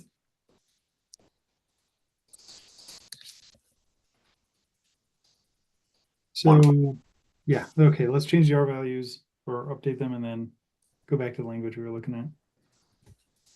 So these were 13.3. And the other one was 14 point.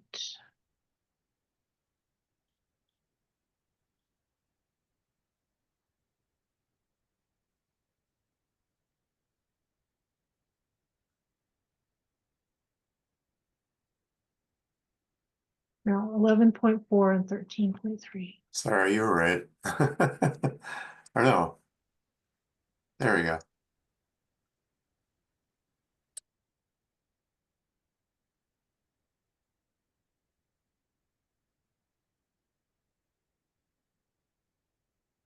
Okay, we have a whole bunch of stuff in between there though.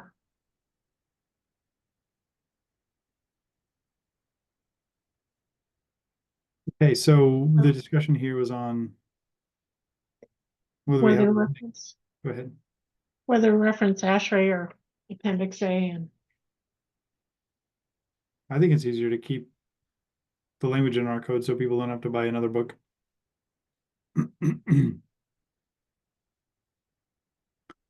So if we were going to do that, what would the language be?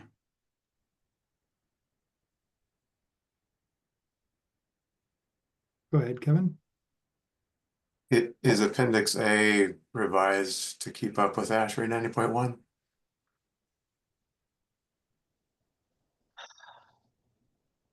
it has not been revised in a couple of code cycles, I don't think.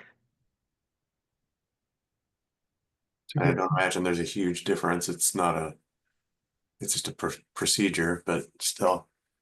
And that sounds like a code change proposal.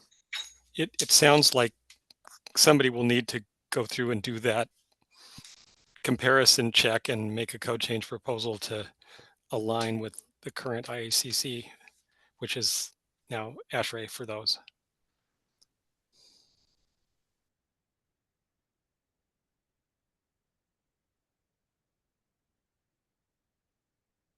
I guess to the extent that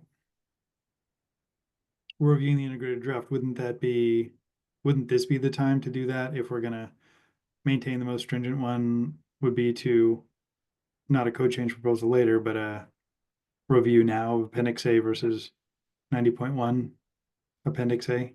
So it's part of the integrated draft. At this point, I don't have 90.1 2022.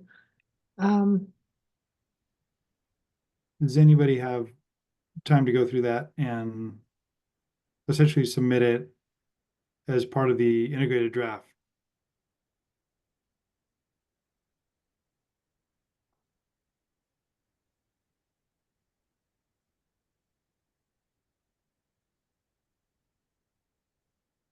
Okay. Chris, I was waiting on the ICC or publication of the 2024 IECC with ASHRAE 90.1 2022, but I can always just order them as separate documents, separate standards, and see what I can do before the next meeting. okay, is it a reasonable thing to do that? Or is that just too much? I can probably do that. I don't know how accurate it will be. Nathan. I think there's a little bit of ground we want to be careful on, where our Appendix A table has had very specific U factors for wood framed walls with different framing types. I'm not sure that if you take, I think if you look up the same walls in 90.1, you get a worse U factor. So if we were, what are we calling the more stringent there? The table that tells you to use a higher U factor for a wall that we've been claiming a lower U factor on for a long time. I don't know. Well, the same thing also exists on the mass walls. where we've traditionally had a more lenient U factor for mass walls.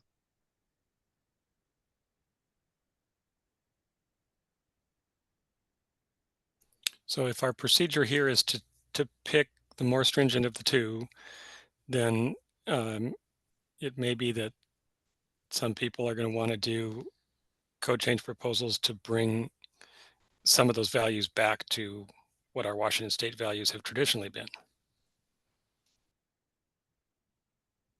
You mean, Dwayne? I guess I don't know exactly what you mean. Could you restate that? So we would per our rules here, we would choose whichever option results in the more better energy savings, more stringent standard, and then if people prefer to go back to one of those traditional Washington state values, that would be a code change proposal. Yeah, that sounds good. So that would be then adopting or using the language for 90.1 Appendix A instead of using the Washington State Appendix A. I would say my personal preference would be to update our Appendix A to match ASHRAE instead of requiring people to go to that book. Yep. Okay. That would make sense to do in the integrated draft time period. Larry. So are the new ASHRAE tables update factors of what they found to be more accurate than what we've had in the past, possibly? Or is it just a different approach that they've come up with different numbers? I mean, if the tables have been updated to calculations that show that their calculations are better than what they used to be, then I would think you'd want to go with the ASHRAE tables. I can't imagine the ASHRAE tables wouldn't have some type of reasoning why they're changing unless they found to be updated to those factors so that they're more accurate than what they were in the past. I don't think, Larry, that previous editions of IECC have referred to the ASHRAE 90.1 Appendix A. So this might just be a new reference and rather than a change in the ASHRAE values. And typically they just expand the assemblies and the types of insulation rather than changing the methodology of how they're calculated.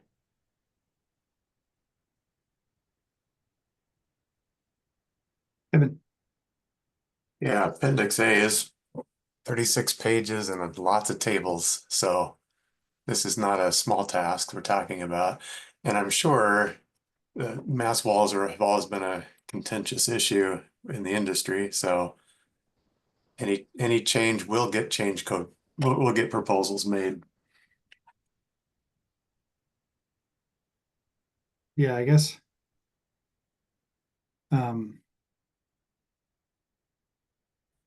Yeah, I don't know the right way to move forward here. In clarification, Appendix A in the Washington Code is 36 pages.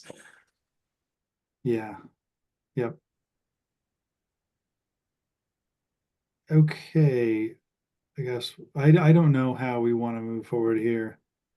I kind of agree that keeping it in our appendix is more convenient for people following the code, from code officials to builders, designers. And it sounds like it'd be a lot of work to update our Appendix A to match the 90.1 2022 Appendix A. So go ahead, Kevin. Another perspective. I mean, this is not a required activity. This is for folks who don't want to follow the prescriptive tables. So it's not like you have to buy Appendix A to make your building code compliant. It's only if you want to do something special. No. But it's not cheap, you know. Oh, and the other question I had was if Krista obtains a copy, can the tag members use that copy? Just thinking about licensing. Yeah.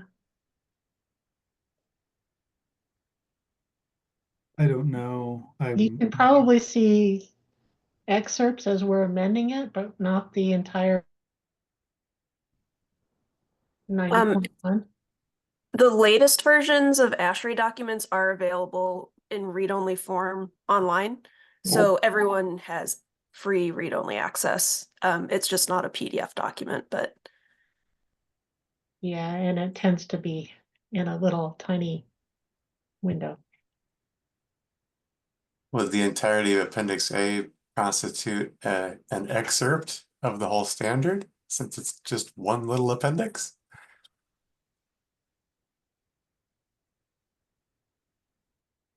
I know these are questions for ASHRAE, really, but Yeah, I don't know. Greg, I was just gonna kind of level set, like if you're going the simulated path, you're working with licensed professional engineers who likely already have 90.1, so it's not really it's whether we provide it as an appendix or we don't really probably doesn't matter to them because they already have it.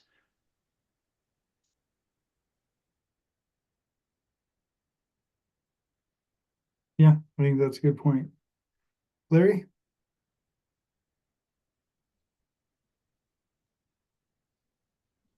Are we allowed to copy their document and publish it? Probably not, No, unless you no, get we are. permission. They make their money off of selling documents, so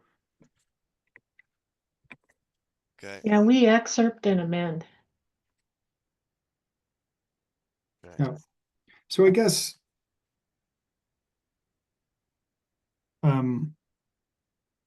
yeah, I don't know a great path forward here. I think to the point that was just brought up, if a licensed professional is doing this, they probably have 90.1 2022, and and this is an optional method, so it seems reasonable that they'd be able to use that. And if it is updated, and if we believe it's more stringent than our Appendix A, then I think the language is fine in front of us.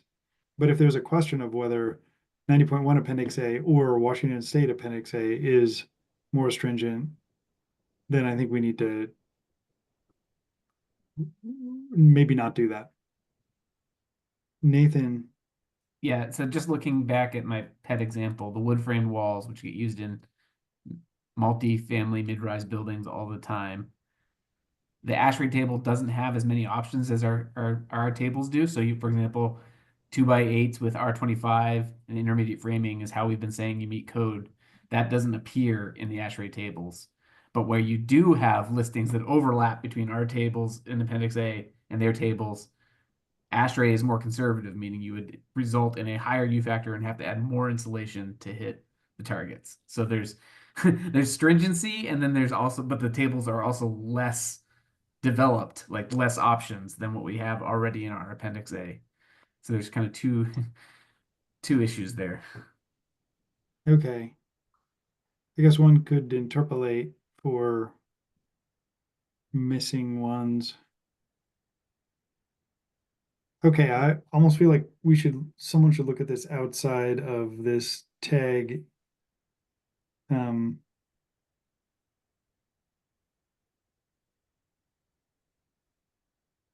and report back, but I haven't heard any volunteers for it. I can step up for that. This is Nathan. Okay, that'd be great. Thank you, Nathan. So this will be a report back thing. Does anybody want to join Nathan? This is Brett. I'll join him. Thanks, Brett. Just a note that Oregon has adopted ASHRAE 90.1 as their standard. Okay. All right. Well, Nathan and Brett, thank you, and we'll talk again in a couple weeks.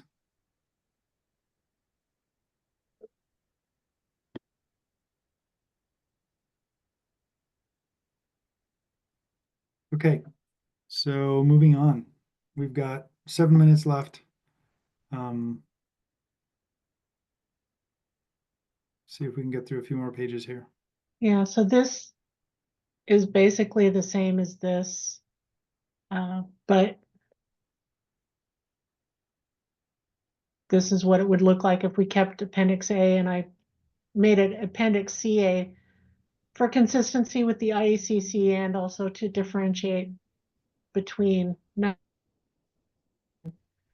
WSEC Appendix A.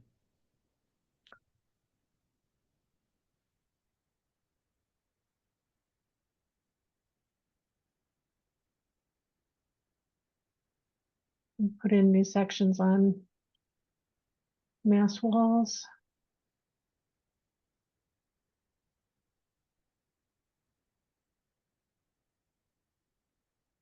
New language for cold form steel assemblies.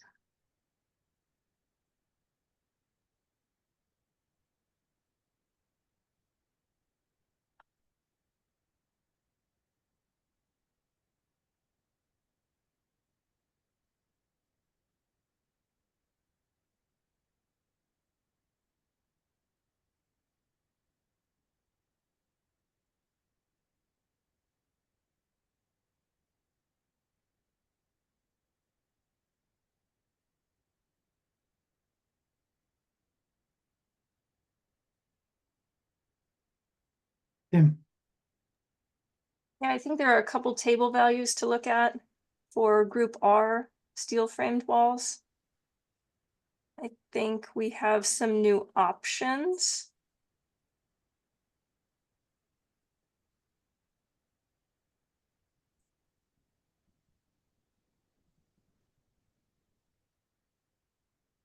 Is it necessary to list every possible R value option, or can you just say at some point that people can just go to the equivalent U value?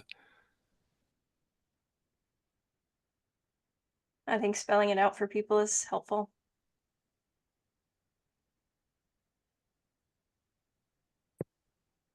This is Irina. I think all these different combinations are for different thicknesses of the metal framed walls, for like 6-inch deep, 8-inch deep, 4 inches deep. Yeah, I think it's helpful to have multiple options because this is looking at a prescriptive and it's easier to, and you kind of want to know what all the options are. I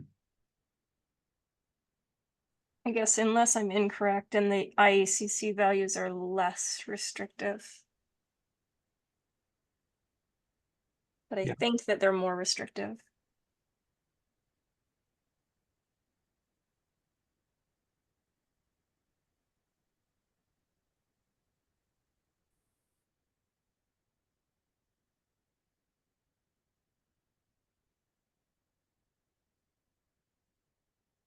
Lisa.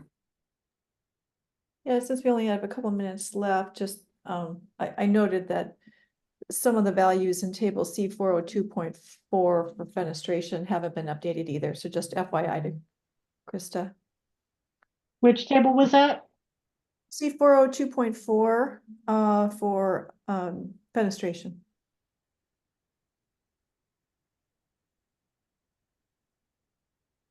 And then in this same table, it looks like the unheated and heated slabs for both all other and group R need to be updated.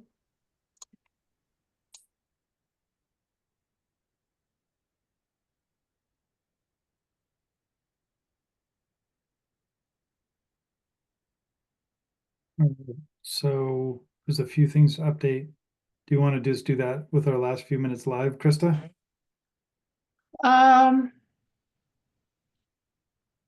We can do that, or you can just trust me and review it next time, or just trust me, or. I think, trusting, were you going to send out this updated Word doc to the tag? Yes. Okay, so if you spend time now or in the near future before you send it out to update those tables, that just would seem like that'd be great. Okay, I think we're the end of our time. Patrick. How often are you going to publish an updated version of this for the public? After every meeting. Thank you. Kevin. Yeah, this might be for next time, but under C402.1.2.1.5, which is above this table, there's item number 1 that says steel frame wall member spacing is permitted to be installed at any on-center spacing. I don't think it's the provision of the energy code to allow structural changes. So I'm guessing that should say something like on any on-center spacing allowed by the Washington State Building Code or something like that. Which number was that? Number 1 there. Kind of in the middle of your screen right now. Yeah. Because you don't want to let people just put them all, put one every 5 feet. You know, it's like, no. This is it's from the ICC, but it seems like an error. Oh, that's there then. Yeah, I agree with the intent, but I think, you know, when it conflicts, the more specific will govern. So you're always going to go with the more specific in the IBC. Yeah, fair enough. I don't know where it is. And there are plenty of non-structural steel frame walls. But Yeah, real quickly, can we get a link to the red line version of the ICC 2024 that has been jumped up on the screen every now and then? That's again the same copyright issue. I can only refer you to the published version online at ICC. Thank you. Okay, and with that, it is 1 o'clock. Thank you all for all your expertise, and we will see you again in a couple of weeks. We talked about when that would be. Put it on your calendars now, and then staff will send out a reminder or a save the date in a bit. So thank you all, and have a great weekend. Thanks, Shell. We're Thank adjourned. you. Bye, Bye. everyone. Thank you. Thank you. Bye. You. Thanks, all.